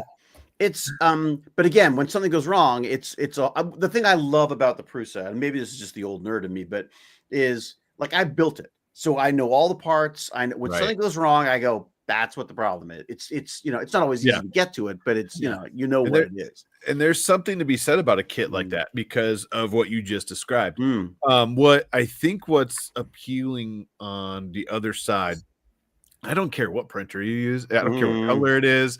I don't, as long as you're using one or the one you have is the one that's the best, right? Because you have it, you're using it, it's there. But there's a It's lot like cameras, of the same thing. You can go on and on about which is the best camera for making a film. Right. It's the best camera you've And got when you need to film something. there's a lot of back and forth between the Bamboo and the Prusa Cruise. Like it's a thing now. Oh, really? There's a really? Okay. Yeah. But I it's like whatever. I stay way far away from. I don't care what you use. Grab orange, grab wood. I don't care. Just have fun printing. And one thing, what I was going to say about this is there is a huge contingent of people that love to build their printers or finish building them and get that kit.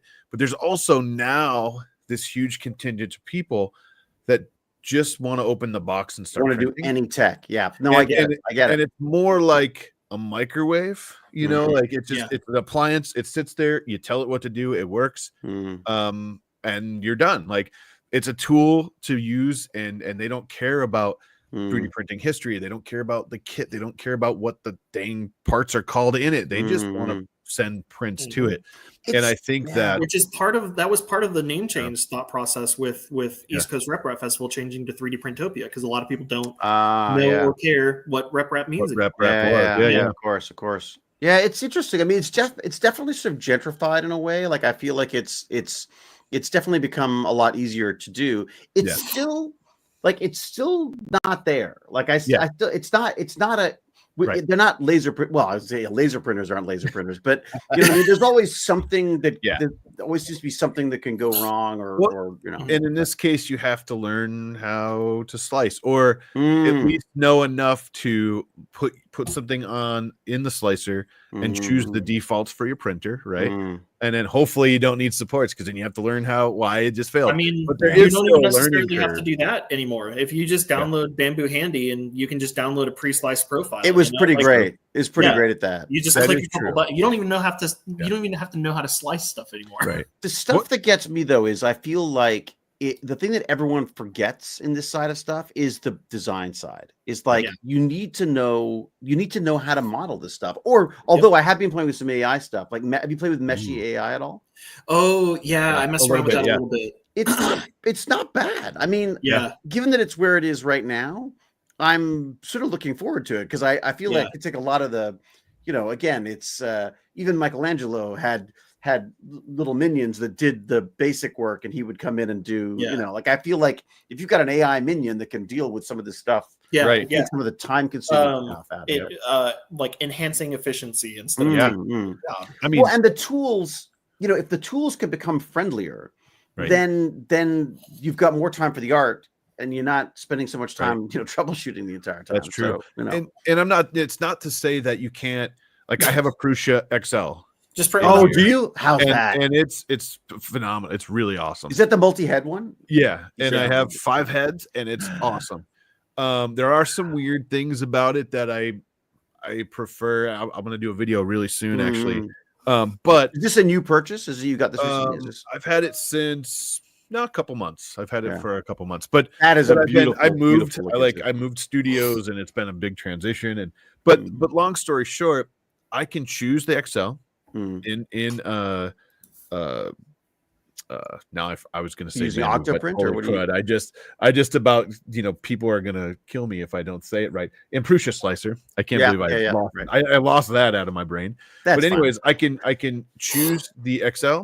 I can put my model on there, and if it's a basic model, I can give it defaults and hit print. It's the same thing, except I put together some of this printer too, you know, and so it is kind of, but you still have to learn. There's a learning curve with 3D printing, and I don't know if that'll ever go away. It might someday, but I feel like we'll get to that. I feel like we were when I first started, like the first Prusa I built, the Mark 21, I guess it was. I did over Christmas holidays. I built the thing with the kid. Well, the kid came in and said, "Is it done yet?" And then, and then I felt like we were at the dot matrix printer level. Yeah, where it was like you couldn't really walk away because the paper would get all churned up, and you sort of needed to keep an eye on stuff. And the number of cameras I've set up to keep an eye on things while I'm going. Right. So, 100%. There is some weirdness, and I'll call it out now. Like, I love apps. I love the Bamboo Handy app. I can jump on. I can look at any of my 10 Bamboo printers or whatever I have. Right.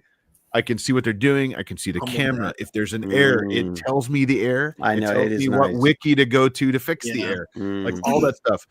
With the Prusa app, and I know people in the chat might have opinions on this as well. I don't think with the Prusa app, it'll say like, "There's, your printer needs your attention." Well, I'm at work. What's the problem? Is it? It doesn't tell you what the problem is. It just says it needs attention, and I get the notification. I'm like, great. So I jump into another camera. I have a Wise camera set up. $25, and that's what I use. Yeah, I use the Wise as well. So I jump on that, and I see it's paused. But why is it paused? So then I got a remote into my home computer from work, and go into Prusa Slicer, and then go into it and see what the error is. I didn't realize there were that many. I didn't realize. See, I have a Mark III S, and that's the only Prusa that I have currently. And I just kind of assumed that it's a check engine light. Yep. Yeah. Exactly. I just assumed it's DOS versus Mac. That was already figured out. Yeah. Oh yeah. Here you go too. This is you new. Well, that's the other thing. You start a print, and it says a notification goes. Your printer needs your attention. Why? I just started a print. Like, what do you want from That's what it's telling me. It's a 3 printer Tamagotchi. Yeah. That's good. I think it'll change though. Like, I feel like the way I feel right now, the sense I get for Prusa is it's like they're going for bulletproof. They want to make it as like, the hardware is. The software, I think, is something that they could definitely work on. Like, I definitely feel like there's, and again, it's getting better and better every time. It's also just, man, it's a competitive market now. That's the truth, Colin. I missed the first waiting for my first layer. Yeah. Please let it finish so I can walk away. But But just that great quote of that great picture of the guy. Yeah. Walking away from the 3D picture, like an explosion behind him. Yeah.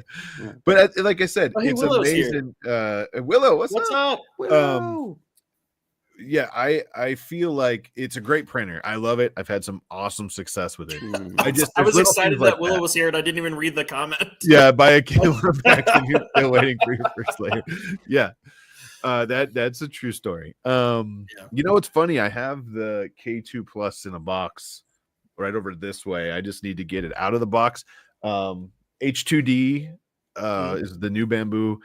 How's that? How you liking that? And awesome. I did not get the laser version yet, but it's exactly what I expected. It's a bigger Bamboo X1 carbon with a ton more sensors, features, and upgrades that make life easier. What's it running for now? What do they cost those suckers now? Yep. Is it really expensive? Yeah. I don't remember. It might be he might not be allowed to say yet. Oh, really? No, it is. It's out there. Oh, okay. It's got the laser. It's got the two different lasers going, right? It's got and then a laser. Yeah. And a cutter. There's two different versions, yeah, the right? cutter is the most interesting part to me. There's three different versions. One that's just the printer. There's one that comes with the AMS, which is the 4-color color thing, which I gotta say is beautiful. Like that thing is that never failed me. I was amazed. Yeah, the AMS 2 Pro is even better. Is it? It has more features. It's easier to work on. It's just a better, and they made it backwards compatible, which is brilliant, by the way. So you could take the new AMS and put it on the old Bamboo, no problem. Okay. You know what that means? And that means now you're going to find a lot of really good cheap AMSs on Facebook Marketplace. That is absolutely true. That is true. If you're cool with having the old ones, now you can have get one of the bridges and put 4 of them together. Well, they also have a HT AMS HT, which is a high temp. Both of them dry filament. Yeah, now, by the that's way. right. Yeah, They're both of them dry. actively dry the filament. But yeah. the HT is like a standalone. And so I have my 4-color AMS. Is that taller like fifth spool that you see in like the promo images? The bigger box. It's the same size. It's just a single box. Oh, okay. But what's cool about it is I'm looking at it like you guys can see it, but you can't. But I set my 4-color one on, and it's in the I think it's the right nozzle, and then my HT is up next to it in the left nozzle. So I'm really running 5 colors right now. Wow. And the cool thing about it is that you can run up to 4. I believe it's 4 of the 4-color at one time and 8 of the HTs at one time, giving you 24 colors. Jesus. And I'm not. I mean, I don't Joey's know. asking if the laser is more for engraving or can it cut thin materials? I think it can cut thin the materials. 40 watt can. The 40 watt can do stuff. Oh, definitely. The 40 watt is serious. But like the I have thoughts on that. Printer alone, the printer alone is $1,900, $1,899. Okay. The combo with just the AMS is $21.99. And if you want the laser, is $27.99, unless you go to the 40 watt, which is another add-on. But I heard that I heard that you can't get it with the cutter without getting the laser. Is that true, right? Yeah. Oh, really? Oh, okay. But I believe they're going Like to if sell the like, accessories. The laser makes everything so like dirty. Like even their maintenance documents online show pictures of a printer that's just, it looks like it went through an apocalypse. Yeah, I worry about the all.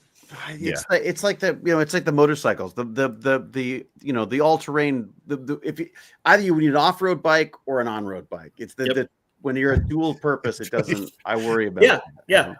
We bought a microwave air fryer combo, and it's not a great microwave or a great air fryer. Yeah, that's my fear. Like, I mean, I gotta say, like, I love the idea of not having to buy multiple. I have a little. Right. I have this cute, like, it's the cheapest little thing, but it's a little Sane Smart CNC, and I bought a laser thing for that, which again is really cheap.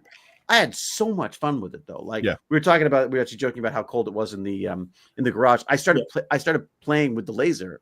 I ended up buying a fire extinguisher, but because I realized I am going to burn this down. Like it's just so easy to do. Well, and the cool thing they did, Steven, yes, it does have an air assist. Okay. Right. And I have a 40 watt laser. It's pretty nasty inside. Absolutely. So that's the Willow says she has a 40 watt. It's pretty nasty. That's the thing. I have lasers. They're not clean, and it doesn't matter what you do, unless you're cleaning that inside a bunch. Now here's the thing. I don't have the printer. I can't tell you how good the ventilation is and all that stuff. But no matter how good at it, you need a separate unit. You're going to have residue. If you've ever been in a bar that used to allow smoking, you'll know the residue you're going to see. But at the same time, you're never going to get rid of it. It's a really cool. I like the idea of the plotter and the cutter myself, and I'll probably get. And that's why I mentioned it too, because I saw some people who were like, they really wanted the plotter and cutter, and like that's a cool feature to have in a printer, honestly, especially one with that size of a build plate. But if you don't want the laser. They did say that they were going to sell them after everything goes and they get caught up and all that. They're going to have them as accessory add-ons to the regular one, which is super cool. And it's super cool that you could plot and then cut. You know what I mean? I think that's a really cool thing too. It's great. I mean, like the idea of it being like a jackknife of different things, or the Swiss Army knife kind of. Swiss Army knife, that's the one. Like a jackknife, the Rambo blade of. I could see if you have like literally a 2x4 desk. That's the only space you have for making, and you wanted to get some different things involved.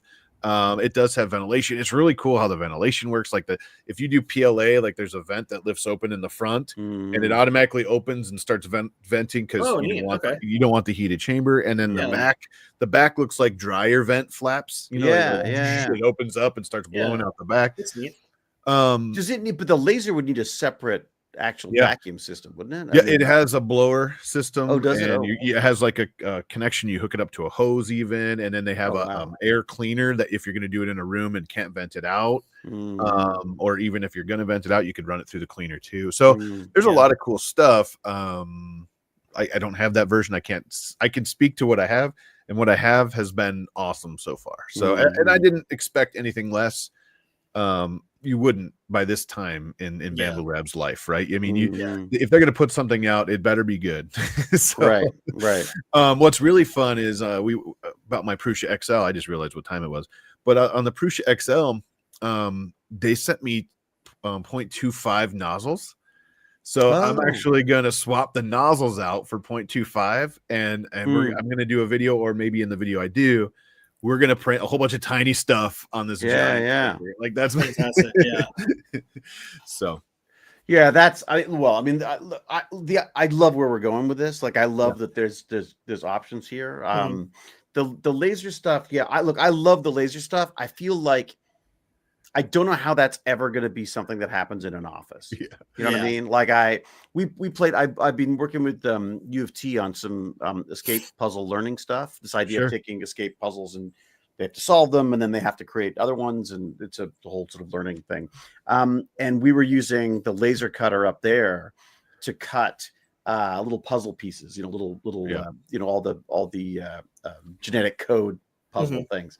And I was just like, when a really good laser cutter, it's incredibly fast, incredibly clean. I think it's one of those things you can't sort of half-ass. Like I feel like it needs to be, do it to get really usable, repeatable stuff. I have a bigger CO2 and a different diode, and I agree. My CO2 will rip through projects, but that's what it's meant to do. And I'm not saying this can't, but I've never tried. I've never tried it yet. And Willow says, hint: swapping nozzles out on a Prusa XL is about as obnoxious as you expect a Prusa nozzle swap to be. I've never swapped a nozzle, to be honest. I've stuck with what it's got. That's cool. I think you can mix nozzle sizes on the XL. Oh, really? Oh, interesting. Okay. Oh, here you go. Willow saying, Orcatul, I'm using 0.6 for supports and 0.4 for the print. Awesome. That's a good idea. Interesting. So if you have like a support material, like one of those specialty support materials that you're using, and it's a specialty material, you only have one color of it, and you're not wanting to purchase it as much, you could probably print that with a larger nozzle size and have a lot more strength, but use less material, like by using fewer wall. I don't know. That sounds like an interesting. Maybe. Yeah. I feel like this is where Prusa shines, is when it's doing like, I feel like their market, they're not going for I don't feel like they're going for the home market. I feel like they're like, how do we make this an industrial process? How do we make, how do we get people prototyping? How do we get people like building with this stuff? Whereas Bamboo, I think, has spent more time and energy on trying to sort of amplify it. You know what I mean? So I think there's because the idea of like different nozzle sizes, I mean, that's not something that someone with a desktop printer is going to be thinking about. I mean, I got to tell you, we have one XL Carbon, a Bamboo Lab XL Carbon. That we have at home. My wife has she makes miniatures, and she has an Etsy store. So she makes like 1/12 scale stuff, and like some of the stuff I never would in a million years thought would have even come close to printing. To be honest, she's probably a better 3D printer than me as far as like slicing and doing, because she's been doing it for like a year straight, designing her own stuff and figuring out how it prints. And the thing is, we have one dedicated with a 0.2 nozzle, and it is amazing. It's slower because it has to be slower. But the quality you get is just crazy. I have to check that out. I've never tried. I should because I love the idea of doing the little prints as well. I don't have the patience for the big ones. Like, what? How many pieces? Come on. And the cool thing, now, Caleb, a lot of people are mixing PLA and PTG, for example. I started using that too together, right? Yep. So a lot of people will do PETG prints with PLA supports or vice versa. And it's cheaper than buying the support material. Stuff. And they'll do, you do all your supports in PETG, and they just like fall off the PLA. They don't and it's like, and you can do it with no gap. too. That's because if you're printing a large flat very small area, the very it's the large. I do zero gap. Oh, nice. Wait, so you're just because they don't melt together at all, they just literally just that is you're essentially you're like printing another build plate underneath the surface you'll print like the support material itself, but then that interface layer that's like the more dense layer that you would normally print over.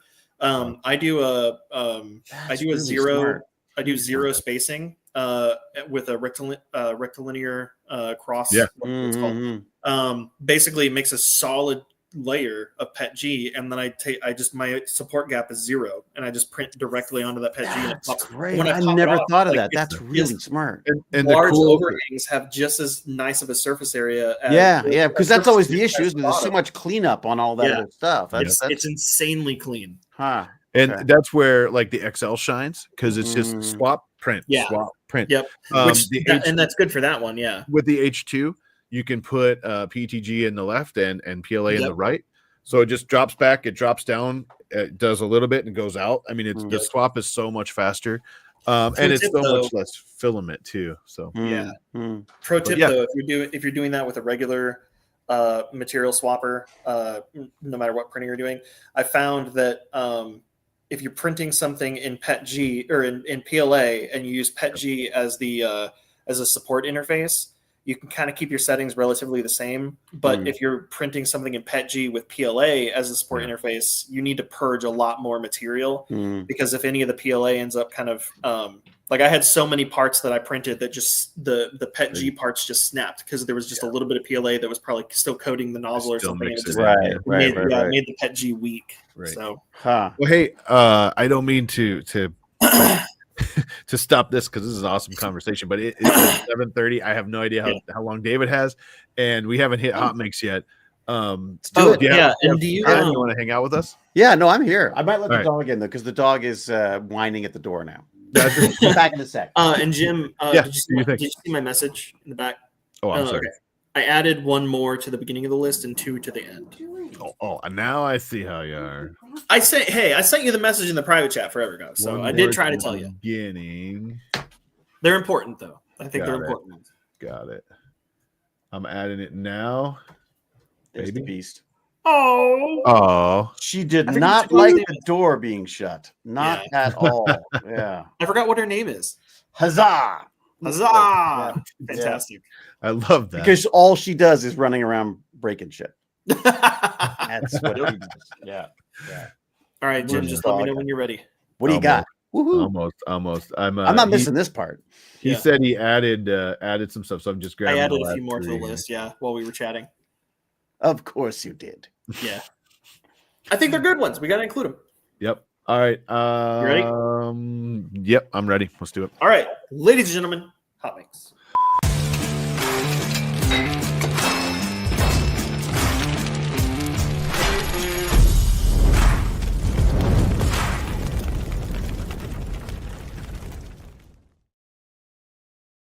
You guys are wearing the same shirt? Steven says David and I are wearing the same shirt. I say prove it.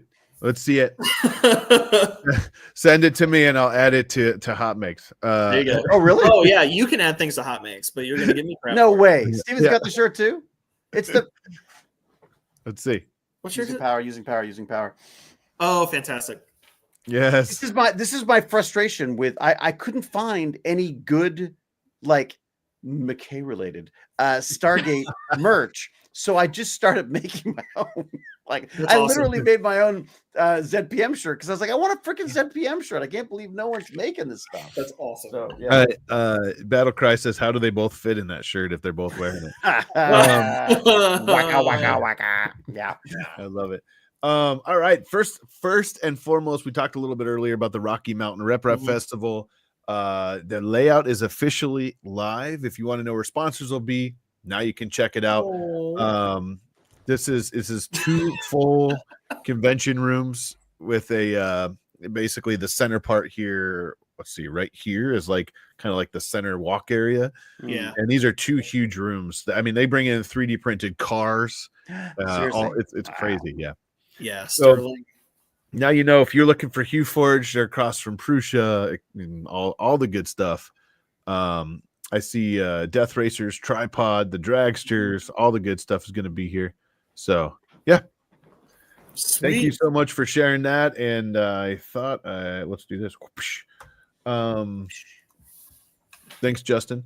Also, what we got? Bearded printer, 3D printed violin. Did it sound as terrible as I thought, or didn't sound as terrible as I thought it would? Yeah, because I can't imagine that working. Really.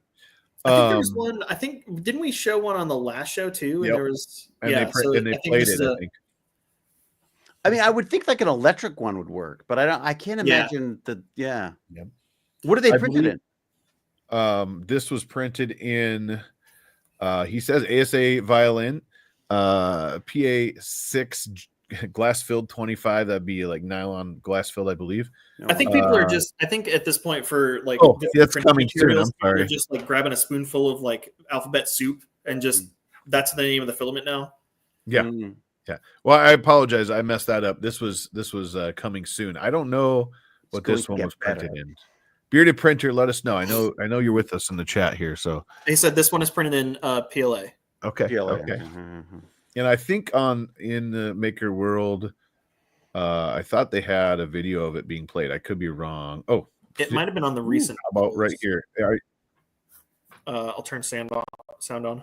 Oh, here you go. You could probably turn it on now. Oh, it says I can't mute it because you're not sharing your audio. You bastard. Yeah. All right. It sounds as so you just have to pretend. You just thought it would be what? Just pretend it sounds good. Yeah, just pretend. Right. Now I'm curious. I swear I shared my audio. Anyways, it sounds as good as you think this nice kid playing a 3D printed violin would be. Mm-hmm. Mm-hmm. Use your imagination. Yeah, bearded printer. That's awesome. I need to do this. I really do. I think the last one we showed was like a bright red. Was it in the hedgehog filament? The devil went down to Georgia. Yeah, I think so.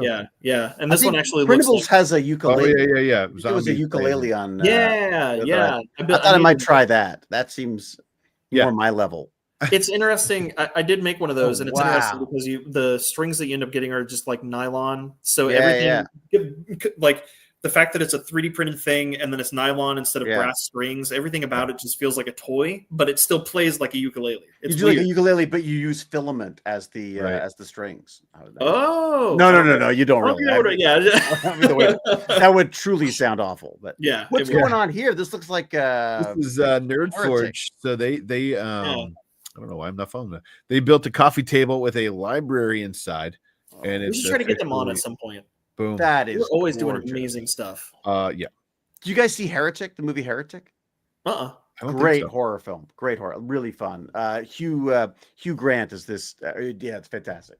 But there's a sequence in it where they have like a little model of the house. Oh, that they pull out of it. It just reminds me of that. I mean, this looks even better. This is the problem.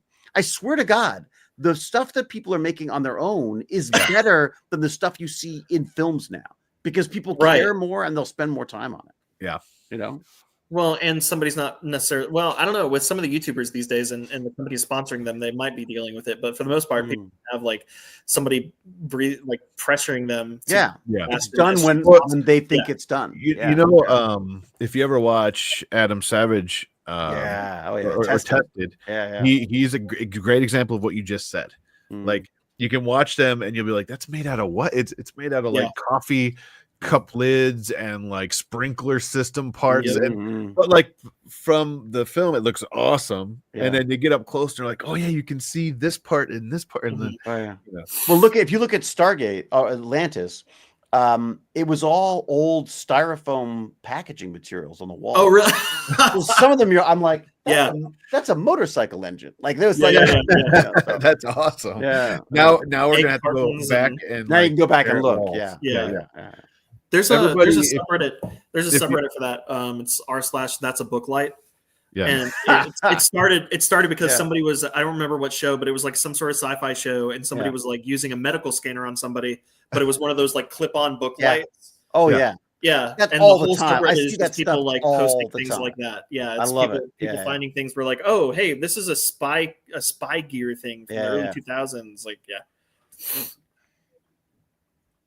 Oh, there you go. Hey, There there you you go. Look at that. Fantastic. Brilliant. All right. I just saw that, but yeah, I fill mine out better. I got my ZPM's a little bigger, if you know what I mean. Here you go. Set builders are just giant cosplayers. Yeah, it's true. That's so true. Props only have to be screen accurate. Our stuff has to survive judgy grandma.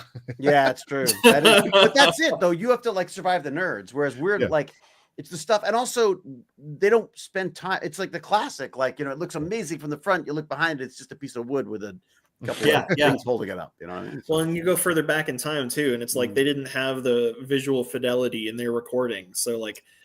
That's HD, like, and then 4K before HD films. It's like some of that stuff looked terrible. But I don't want anybody to see me in 4K. It's like the surface of the moon. Yeah. You see me with my 4K. We got problems. I think we need to really smudge the crap out of this. Yeah. All right. What do we got? Printed Visions 3D. No Evil Trio by Collectic Craft, it looks like. Printed with the Polymaker 3D. That's kind of neat. They're like hovering from the elbows. Yeah. They're really hungry. Yeah. Oh, that's cool. Yeah. They're nothing but knees and elbows. Yeah. That's what is it? It's hear no evils, see no evil, hear no evil, speak no evil. Yeah. What's I think it's bright flashy light, too loud noise, and and I'm so hungry. That looks awesome. So yeah. Is the base? I don't think the base is printed, is it? I can't. It could be. It's got that kind of faux marble. Yeah. It's got. Either way, like this is pretty sweet. Willow says exactly too. The nerds will still go wild for a $500 flashlight that was exact scrapyard model. I know. Oh my god, yeah. But it's no longer in production. Yeah. I had somebody. There's a whole there's a whole community of people who were searching for any of those Graflex camera flashes. If you find it at like an antique store or something, because you can make a replica lightsaber out of it. But back in the day, that was just they had it in the junk box in the corner, right. When I met my wife, she was working at E! News, and so she would do all the press junkets for films and TV and stuff. And she had this Stargate thing that was literally pieces of like galvanized metal ductwork that had been cut together and then had little tape symbols on it and a little like $1 flashlight at the top, and they were the centerpieces for when they aired the first episode of SG-1. Oh, okay. And I still have it, but That's it's awesome. literally just black electrical tape on like galvanized metal. It was like they spent like $5 on them, but it's genius. I love that. Yeah, it's genius. What next time? Remind me, but in advance next time, I'll drag it out of there. My other favorite thing is when prop departments will start rummaging around the leftover props from other shows that have been filmed. Like half the aliens in the cantina of the original Star Wars were just like there was a werewolf movie being shot over here. There was like a devil from like some other movie that was being shot over there, and they just turned them into aliens in the cantina. Yeah, like there's a bunch of them. Yeah. Well, that's happening digitally now, though, right? Where they're going to these libraries of digital assets and going like, okay, we need an army of orcs, and then all of a sudden, everyone's orcs look the same, and like, yeah. Did you? Oh my god! Look at the. Oh, I love it. Print your own floppy disk, bearded printer. There you go. There's a floppy, great Flexi floppy disk. There we go. Totally I love it. I'm doing that. Floppy, man. That was Yeah. 1.4 megabytes. Whatever it was. I saw a post that somebody was like, I think I'm getting old, and it was like somebody who had posted like, oh, check that out. You 3D printed the save icon. That's it. It's true. Well, I remember having an argument with my son. I was like, "You idiot child! Just click the save button." He's like, "What's the fucking save button? It's the disc. The disc." He's like, "I don't see a disc." I'm like, so matter of perspective. I was playing with that today. He says, "That's awesome. That's awesome." All right, nice. Before we got too far from it, I wanted to ask David, did you ever? I can't remember if you guys ever had on Stargate the infamous blinking tubes with no purpose or whatever it's called. Oh, the blinky light unit, BLU. Yeah. Oh my god, all the time. I love. Did you have it on? Did you end up having it on that show too? It was, they would wheel it in behind stuff all the time, but it was mainly SG1. That was SG1 was usually where it showed up. Okay. Whenever we had to go back to Earth or anything, there was always a BLU going in the background. So I want to make like a 3D printed like desk model replica of that. Actually, that would be so fun. There's an amazing kit you can get, which is an old it's one of the old computers. I can't remember which one it was now, but it's literally when you used to have to do it with switches. Yeah. What was it? LPD, PD? I'm not going to get the name right. Someone will know. But yeah, I thought that would be amazing in the background because just flashing lights, basically. Yeah. So like an ultimate dream of mine, because I also shoot and edit videos myself. Like the the panel, the Death Star gunners when they're about to fire they pull the little handles down and stuff. Yeah.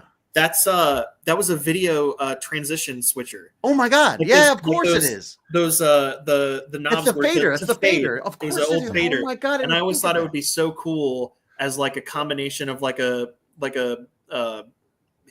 retro thing, but also Star Wars prop to have one of those and just replace all the guts with like Arduino and stuff and have it so that it actually works. The sounds and everything there. Yeah, but make it so that it works with different like hotkeys in Adobe Premiere and stuff, so you can actually use it. Like how sweet would that be? Yeah, that would be cool. All right, what we got next? Bearded Printer again. This is the Bearded Printer show. Are you ready for Easter? Print your own cute egg today. Look at these little guys. I am bunny. Yeah. There's a big-eyed bunny. Yeah. That's very cute. That's one way to say it.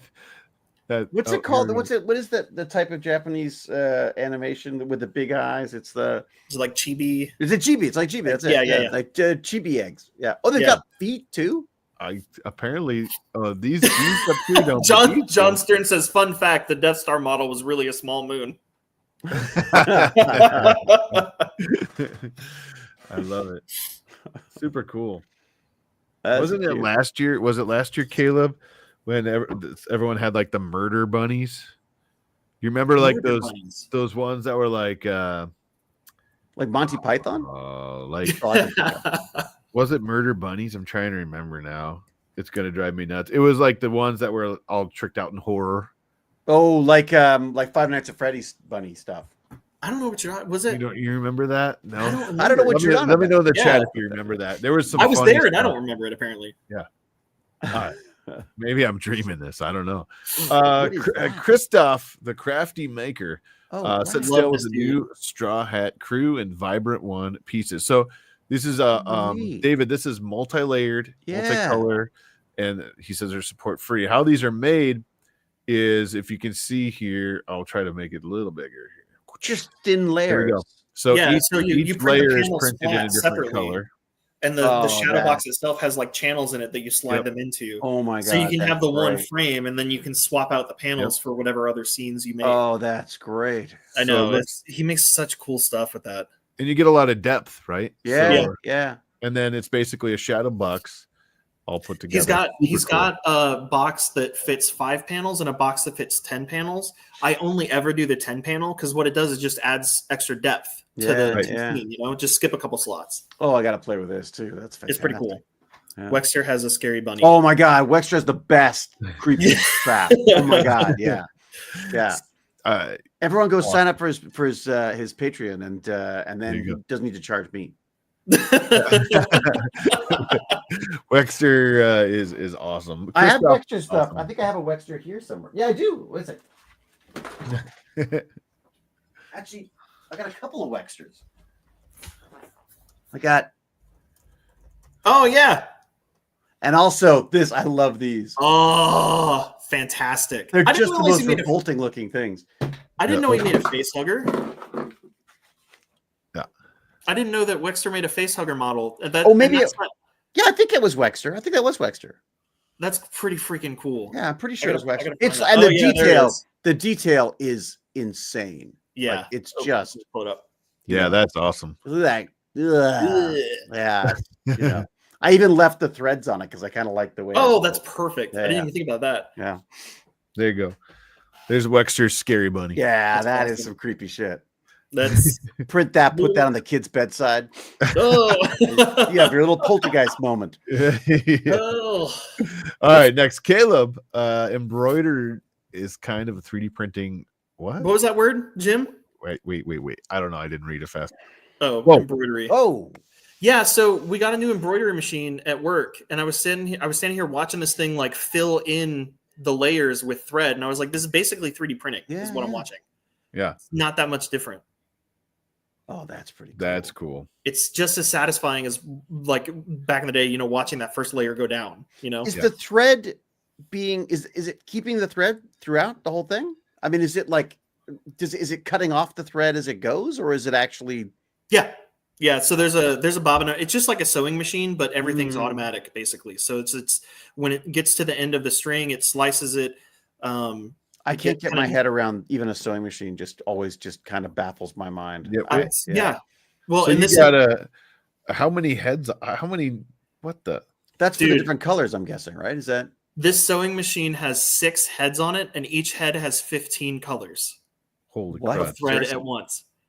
So like when I set this machine up, almost.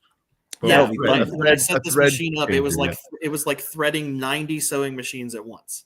Wow. It doesn't self-thread. You have to thread it yourself? Yeah, you have to thread it yourself. It does everything else once you thread it by itself, but yeah, you still have to. Once it's driven you nuts by having you do that. Yeah.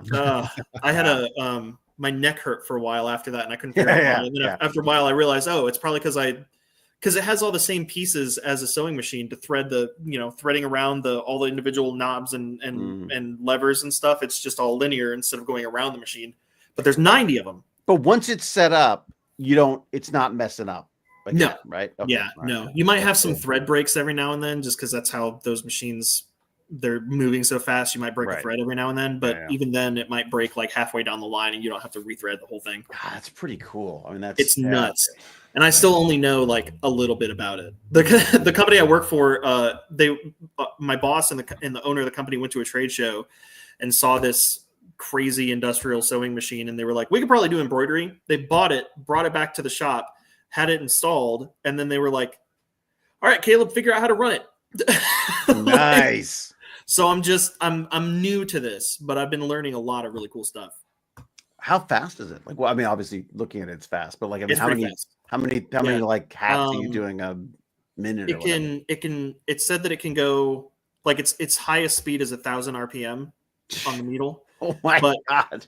And its slowest speed is 250 RPM. But at that point, you're not being efficient anymore. I usually run it at around 800 RPM just to be safe. Mm-hmm. But yeah, the thing is like, and also like a sewing machine is loud. So imagine 6 sewing machines at once in the room. Just And is it using a G code again of some sort or? I have yet to figure out how to digitize stuff on my own.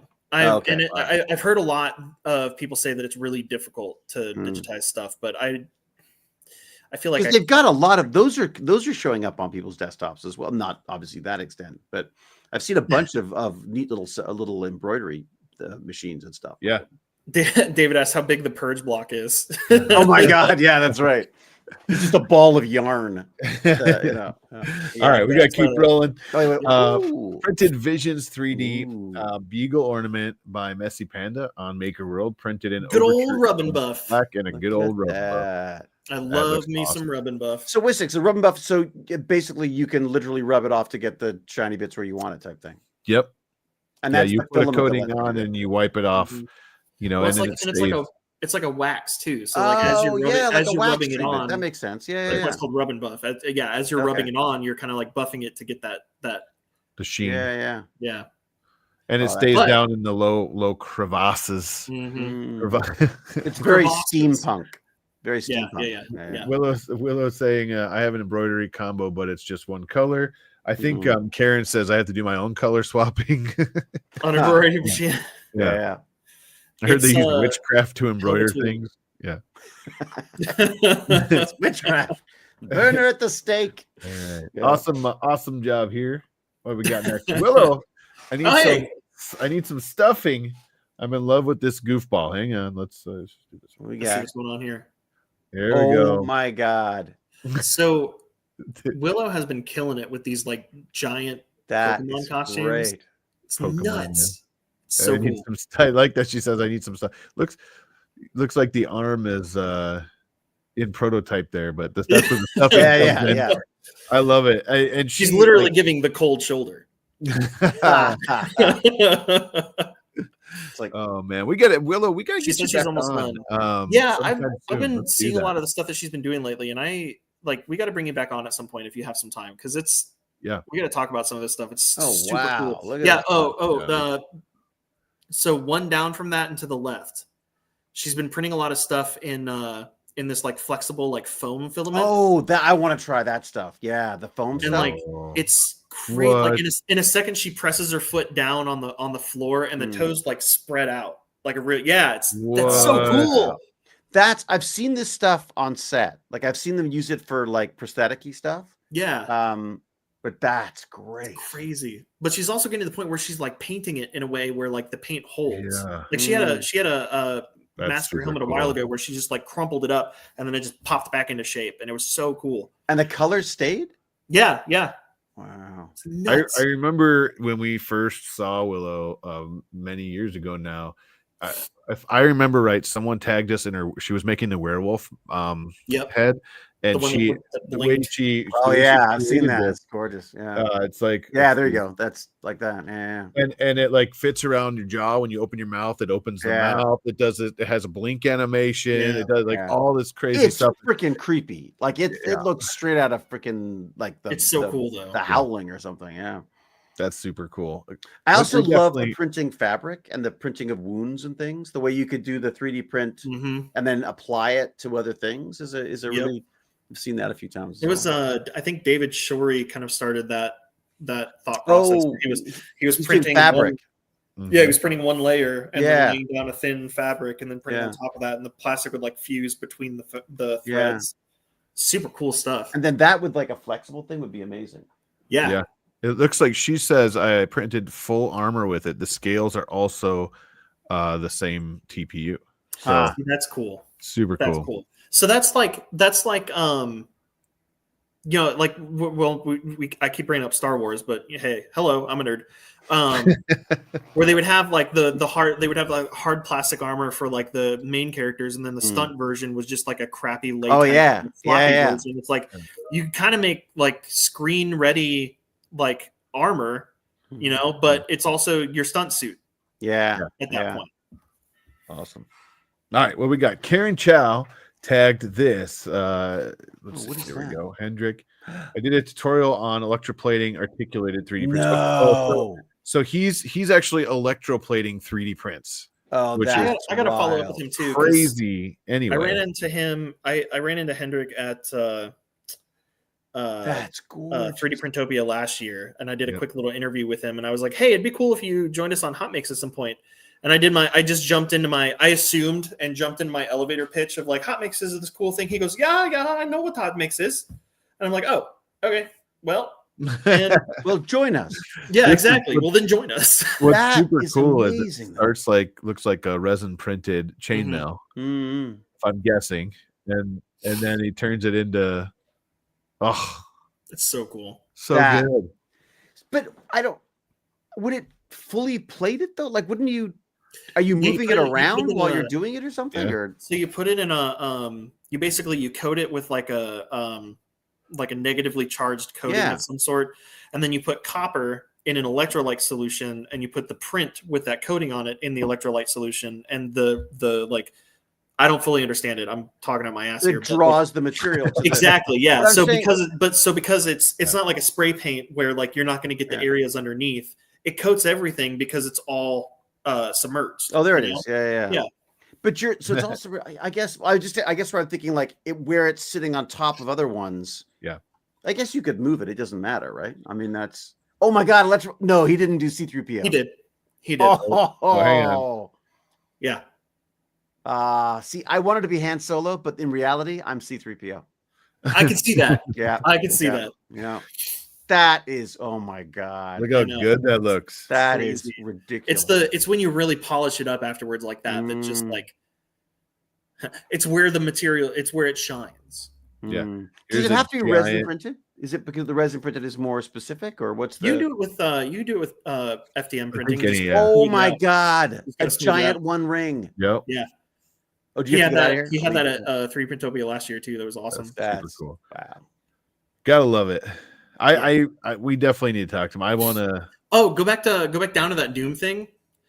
That was pretty cool. The Doom there. He had that at 3D Printopia last year too. He printed it in TPU. Huh. He printed it in a flexible material and then electroplated it, and it made it. It gave it a plating. It made it hard.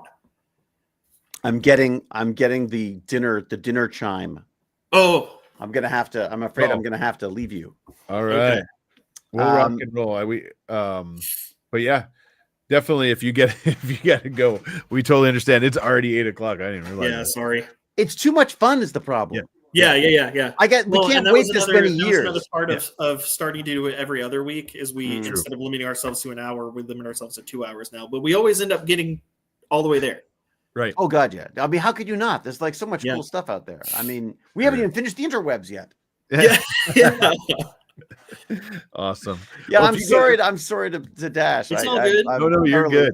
Thoroughly enjoying myself. Yeah. I'll probably stop making sense soon anyways. So that's it's fair. but not bad. You need to get some sleep, dude. Yeah. We really appreciate you coming and Oh, good luck with the new series. Well, with the series that's not really new to you. Yeah. But we're now I got something to add to the list because I got to watch. I got to watch how this works. If Santa Claus saves the day, yeah. Oh yeah. Earlier, but, it's a Christmas miracle. Yeah. Oh, Yeah. there we go. Yeah. But thank you so And much. the real for taking your treasure time, was man. the We friends really- we made along the way. Exactly. Oh my god. Honestly, like I don't be a stranger. Just you bug me, and I'm here. I love this stuff. I just love this. Let's do it. It's just like the quarterly update with David. I like exactly. it. Exactly. Yeah. Yeah. The slightly warmed makes. As opposed to the hot makes.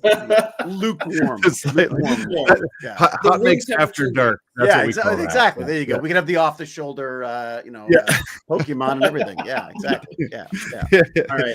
I love it. Thank Thanks you so for being much out, for man. being here. And if you ever need anything, let us know. And we're super excited to check out your new stuff too. Fantastic. And I am diving into. I got to dive into that whole death race thing because that seems do it. cool. All right, now I got to figure out how to get out of here. Just close You gotta your just close browser. the window. Yeah. Oh, that's it. Oh, I can just leave this video. Thank you, everyone. Throw money at these gents, and I can't wait to do it again. Just let's Thanks do for it. joining us, dude. Yeah. It's All right. good to see you again. Enjoy. Cheers. See you, David. Bye. And just be clear, we're gonna keep going through the rest of the HotMakes, right? Yeah. Okay. We'll rock and roll. We'll go a little bit faster because I Let's didn't go realize a it little was bit 8. faster, because Well, everybody's tired. and what's super cool about David being on is that he's never seen a lot of this stuff, and he's like, "Oh, super engaged! Like this is And we like to talk extra long, but that's the fun part. That's the fun part. Yeah. Everybody's saying goodbye. Cheers. Ethan's dad, nice to see you. Yeah. All right. What we got here? Fix some dude. We're gonna rock and roll a little bit faster because I'm getting. Oh my god, my speakers are loud today. I'm getting the "We're home. Are you gonna come put the little man in bed?" text message. All right. But that's okay. They know we're still live. So Big Nick. Let's see. This is a Fix 'em dude made a video. I've seen a lot of the bears going around. About the Bears. Awesome. The Bears. The Bears. Yep. Oh, nice. There we go. Grinch Oh, Bear. God, I don't like Holly that one. Bear. Yes. Yeah, there you go. Holly Bear. Buzz Bear. Buddy. Man, I didn't realize there were so many variants. There's so many of them. Ah, what? Oh, That was awesome. there you go. The Harry Potter bear. The Carrie Bear. I appreciate that you didn't call it the hairy bear. That's Fat Bear. Bunny Bear. the bunny bear. I love love that. Oh, man. Oh, I need a Buster Bear. I gotta make a Buster Bear. It's awesome. I don't know how long this is, but I'm digging. 1:42. A minute. Okay. There's a lot of bears, dude. It's a whoa. Oh, dude. What the Look at the Jedi barrel of the- lightsaber accident is happening? That's awesome. What if Luke Bear? Yeah. That's awesome. I love You know what it. that's referencing, right? No. when in the first Star Wars, when Obi-Wan hands Luke the lightsaber, Luke does this kind of like shaky, like look down the barrel thing. And everybody's like, what if he turned it on accident when he did that? Right. That's awesome. There's so many bears. I'm telling them we're still live if they didn't know. All right. Sweet video. Go check that one out. That's a lot of fun. Yeah. Karen Karen tagged it too. Yep. There we go. All right. Also, Karen says I call a fun song called Egg while searching for background music. So much potential to show off 3D printed eggs. Oh no. Is this like sound? Yeah, contingent? It might be, but that's cool though. It's egg shoe or horse egg kind of thing. There we go. Oh. Okay, so it's a compilation of egg-shaped things to a song that we can't hear. Yeah. That I don't know if we could play anyway. But that's okay. Go check it out. Go to Instagram and find Karen's Instagram now. Yeah, not only that, but typically I do this during the show, but I'm gonna have to do it when we're done because I'm on the laptop. I usually retweet every HotMakes that we show on the HotMakes. So if you miss something or if you're trying to find something and you can't find the link or whatever, if you just scroll through the HotMakes Twitter account, it'll be all the stuff that we showed. Nice. So, Sam Princess returns. Oh, the Detroit Princess. It was too perfect. Couldn't be more perfect, right there. Right? He's the Detroit Princess this year, this weekend or this week. Yeah, super cool. Welcome back, Sam. Damn it, I wish I could be there. I'm so that stinks, man. Sorry, dude. That's okay. We'll catch the next one at Rocky Mountain. All right. What are you 3D printing for Easter? These are still my favorites and fave pictures. I did a few years ago for the holiday. They went together great. They used rub and buff on the lions and hand painted the Fabergé and Grogu holder. Little rub and buff. Fabergé. Yeah. We're calling it. I don't know how. Okay. That's what we're saying. So what? Kill me in the comments, but I mean that barely looks like an egg at that point. It's like a holy relic. Like that's awesome. That is super cool. Is that the same egg? No. No. Oh, maybe it is. Yeah. It looks like it opens too. Yeah. That's excellent. At first, I thought you said Fabergé egg. It's a Fabergé egg. Yeah. That's awesome. That looks awesome. I want to know how he printed that. With a printer?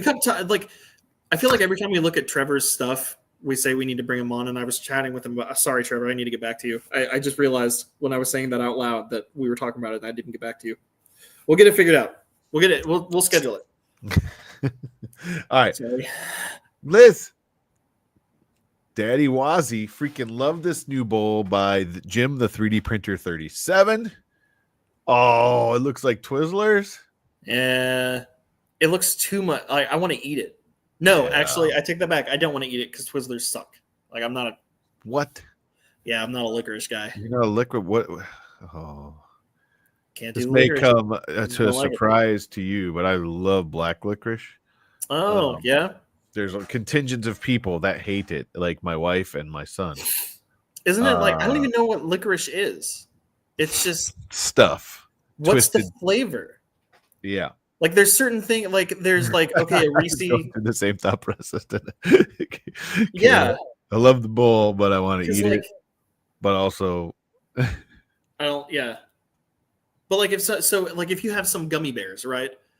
The gummy bears, there's like a cherry one, there's like a watermelon one, I think. There's like there's different flavors. There's a lime one. Sure. What is licorice? Licorice is just licorice. They have like flavor. cherry, and they have there's flavor. No, but I mean but the plain regular licorice. Ooh, it's TPU. It's like using. Oh, that's okay. That's cool. Red Vines is greater than Twizzlers. Okay, we're going They're there. The same thing. Twizzlers are strawberry. Okay, they're TPU flavor. It's a root. People are saying it's a root twist. Black licorice is anise. That's What'd you say? Anise. Black licorice. It's What? Anise? Anise? Yeah. Aniseed? Well, this says aniseed or licorice root, but Anise the flavor. Dutch sell real licorice. Ooh, This I is want, so it's I want like to it's try not that. like it's not helping. Anise It's like you spice, there can't you use. It's like using the word in the definition of the word. Like I'm Tastes just like not. that, right? How does it go together, Jim? Well, it tastes like chicken. Oh, there we go. Yeah. Yeah. Freeze it. And Frozen chicken. Yeah. Yeah. Freezer burn chicken. HotMakes printed solid has Yeah. 20 open positions on their ever-growing machine right in Delaware. Ever-growing team. Yeah. There you go. Ever-growing. Check that out. So check that out. See if there's anything out there. I saw some like support positions in there, and if you're in the area too, they needed people on their lines, that kind of stuff. So how does it attach? Oh, great! But how does it attach? Oh God! You remember that? I remember that. Yeah, I remember. But how does it attach? Yeah. Sweet licorice for me. Okay. Let's see. Please share. Boom. Please share. Montreal Maker Meetup. There you go. 3D printing and coffee as a casual gathering. I like this. Who's at this place? Caravan? Saturday, April 12th. Caravan? I don't know how they say it. We're gonna call it Caravan Cafe. Yeah. Bring your printers. That's awesome. No, I don't know if that's true. Don't bring. Oh, I thought you were saying you. Okay. Yeah. I'm just making that up. I mean, hey, it's everybody kind of shows up to Caravan Cafe with their 3D printers. I mean, that could be a thing. Like like old LAN parties where all your friends would bring your computers or your video game systems and stuff. Like, we should do that with 3D printers. Oh, I guess we already do that. It's called a RepRap festival. Murph, yeah. It's just a RepRap festival with more steps. Yeah. Murph, except for you're in water with extension cords, so it's a little hazardous. We're making things happen. Awesome. Fantastic. Awesome. Well, now you know. If you're looking for Liz, you know where she's going to be at what time, and go find her. Say hi. If you go somewhere else, you'll be looking for Liz in all the wrong places. There you go. All right. What we got last but not least, CL3 printing, catching up on some painting while watching HotMakes. So that's love this. I love seeing somebody making a hot make while hanging out on HotMakes. It's Makeception. Yeah. Makeception. Wow. Awesome. Fantastic. There we go. Very cool stuff too. Yeah. I could never paint this. I'm just I like the not that good. It's hard to see because the screen's kind of small. By that I mean my 4-year-old son can paint better than me. I like the can koozie on the right. Yeah. Being used to hold the paintbrushes. It's awesome. Mm-hmm. I think this is a dice tower. Yeah. Okay. Yep. That's awesome. Absolutely. It's a very cozy, super cool. Very, very cozy feeling desk. It feels like a desk you would just kind of hang out in at the end of the day. And yes. All right. Now that we're a bit late, that's okay. Yeah. We had fun, a lot of fun with David, and we went longer than we thought we were going to go, which is super okay. But thank you guys for hanging out with us. Not too many of you dropped when David left, so we appreciate that. When the the movie star / TV star disappears, you stayed with us. So much appreciated. If you're looking for Detroit, go find Caleb. If you're around Detroit area, he'll do a meetup. I am. Yeah, we're gonna meet at the coffee shop. Bring all your 3D printers. You're in the back of the rental caravan with some coffee. Meet me in the alley by the convention center. Too good. Awesome. Well, hey, Steven, we miss you guys too. You too, dude. And thank you, Adam Carr. We appreciate that. Hopefully you guys are doing good. Adam's some of you I'm gonna see this week too. I know Dan Adams reached out to me earlier today, and I'm excited to see some people. Heck yeah. Awesome. Waiting for Santa. And Dan Adams, if you're still here, I think you said you were working maybe or something. You chatted me a while back about the jambalaya. You know what I'm talking about. Let me know how that went. I don't know if I ever followed up with you on how that discussion went, but I'm curious how that went. Hey, there he is. Hey, there you go. Sam thinks BWW is a great. Oh, Buffalo Wild Wings. Yeah, well, it's award winning. I did not read that as BWW at first. That is not what I just read. Yeah, it's award winning, and that's not. No, it was Wings Etc. in Indiana. Yeah, that was the one that right. had award winning wings. Award-winning, yeah. I will say though that there's some merit to that because there's a Buffalo Wild Wings like across the street from where the Airbnb I'm staying at, and he keeps referencing that as like a point. It's like a location point for him. He's like, "Oh, he's over there by the Buffalo Wild Wings," or "Oh, there's the Buffalo Wild Wings. We're right down the road from your place." And I'm like, Did you make him stay in his room for the episode, or yeah? He's in a hotel right next to the convention center. All of this was super last minute. So he already had his hotel booked and stuff by the time I had finally like submitted my paperwork and everything to take the trip. So we had to find me a different place. But it worked out in my favor because instead of like a typical hotel room, I have this cool, it's like a studio apartment Airbnb thing. It's a lot cozier. Yeah, it's only 30 miles out of town. So no, there's actually it's freezing cold out here, but I've been taking the Lime scooters around everywhere, and that makes things a lot easier. Nice. On a Lime scooter, it's maybe like 2 or 3 minutes from the convention center. Sweet. Well, I got a gift going. I'm gonna head back and say goodnight to the little guy. I think he's still awake. But hey, thank you guys so much for being here, Caleb. I hope you guys have a great trip. I'm so jealous. I'm having that FOMO right now. I'm just like, God, I wish I was there. Everybody else. I'm so glad that you guys hung out with us tonight. Yes, David's always an awesome, gracious guest. Like he put in so much, like 2 hours tonight, and he didn't even blink until his wife said dinner was ready. Liver on 8 Mile. There's actually a restaurant down the road that Sam and I were talking about going to at one point. The restaurant's called Mom's Spaghetti. Nice. And they have like merch and stuff too. But that's cool. What else we got? Offset. Thank you. Thank you guys for jumping in. I'm glad that you got to do that. Finally say hi and show off the Stargate in person. It's been a like full circle now, from the first time we saw your Stargate till now. Everybody else, thank you guys so much. I hope you guys have a great couple weeks. We'll be back in 2 weeks. Hang on. I don't remember who's coming because Keeper says that is that actually a M&M like thing, or is what? I got to look up this Mom's Spaghetti place now. He's saying it's M&M's restaurant. Oh, is this like a? I thought you said they had spaghetti, not M&M's. Fantastic! I was waiting for that. No, I didn't realize that. Is this like a go spaghetti? Situation? It says to go spaghetti. All right, I'm in. Yeah, it was just a window on a wall, basically. Huh. Nice. They said, yeah, it is M&M's place. Yeah, so it's a Wahlburger situation. Okay, I didn't realize that. That's cool. Cool. That is cool. Awesome. Anything else, Caleb? You got a flash? Yeah, I'm probably. It's after 9 o'clock here, so I'm probably gonna grab some food and go to bed. Tomorrow's a big day. All right. Have a great night, everybody. We will see you on the next one. Again, thank you for being here, and don't forget to have fun, get some prints going, and hashtag HotMakes. Tag us all the things. HotMakes right down there. In 2 weeks. Bye. Later. See you guys.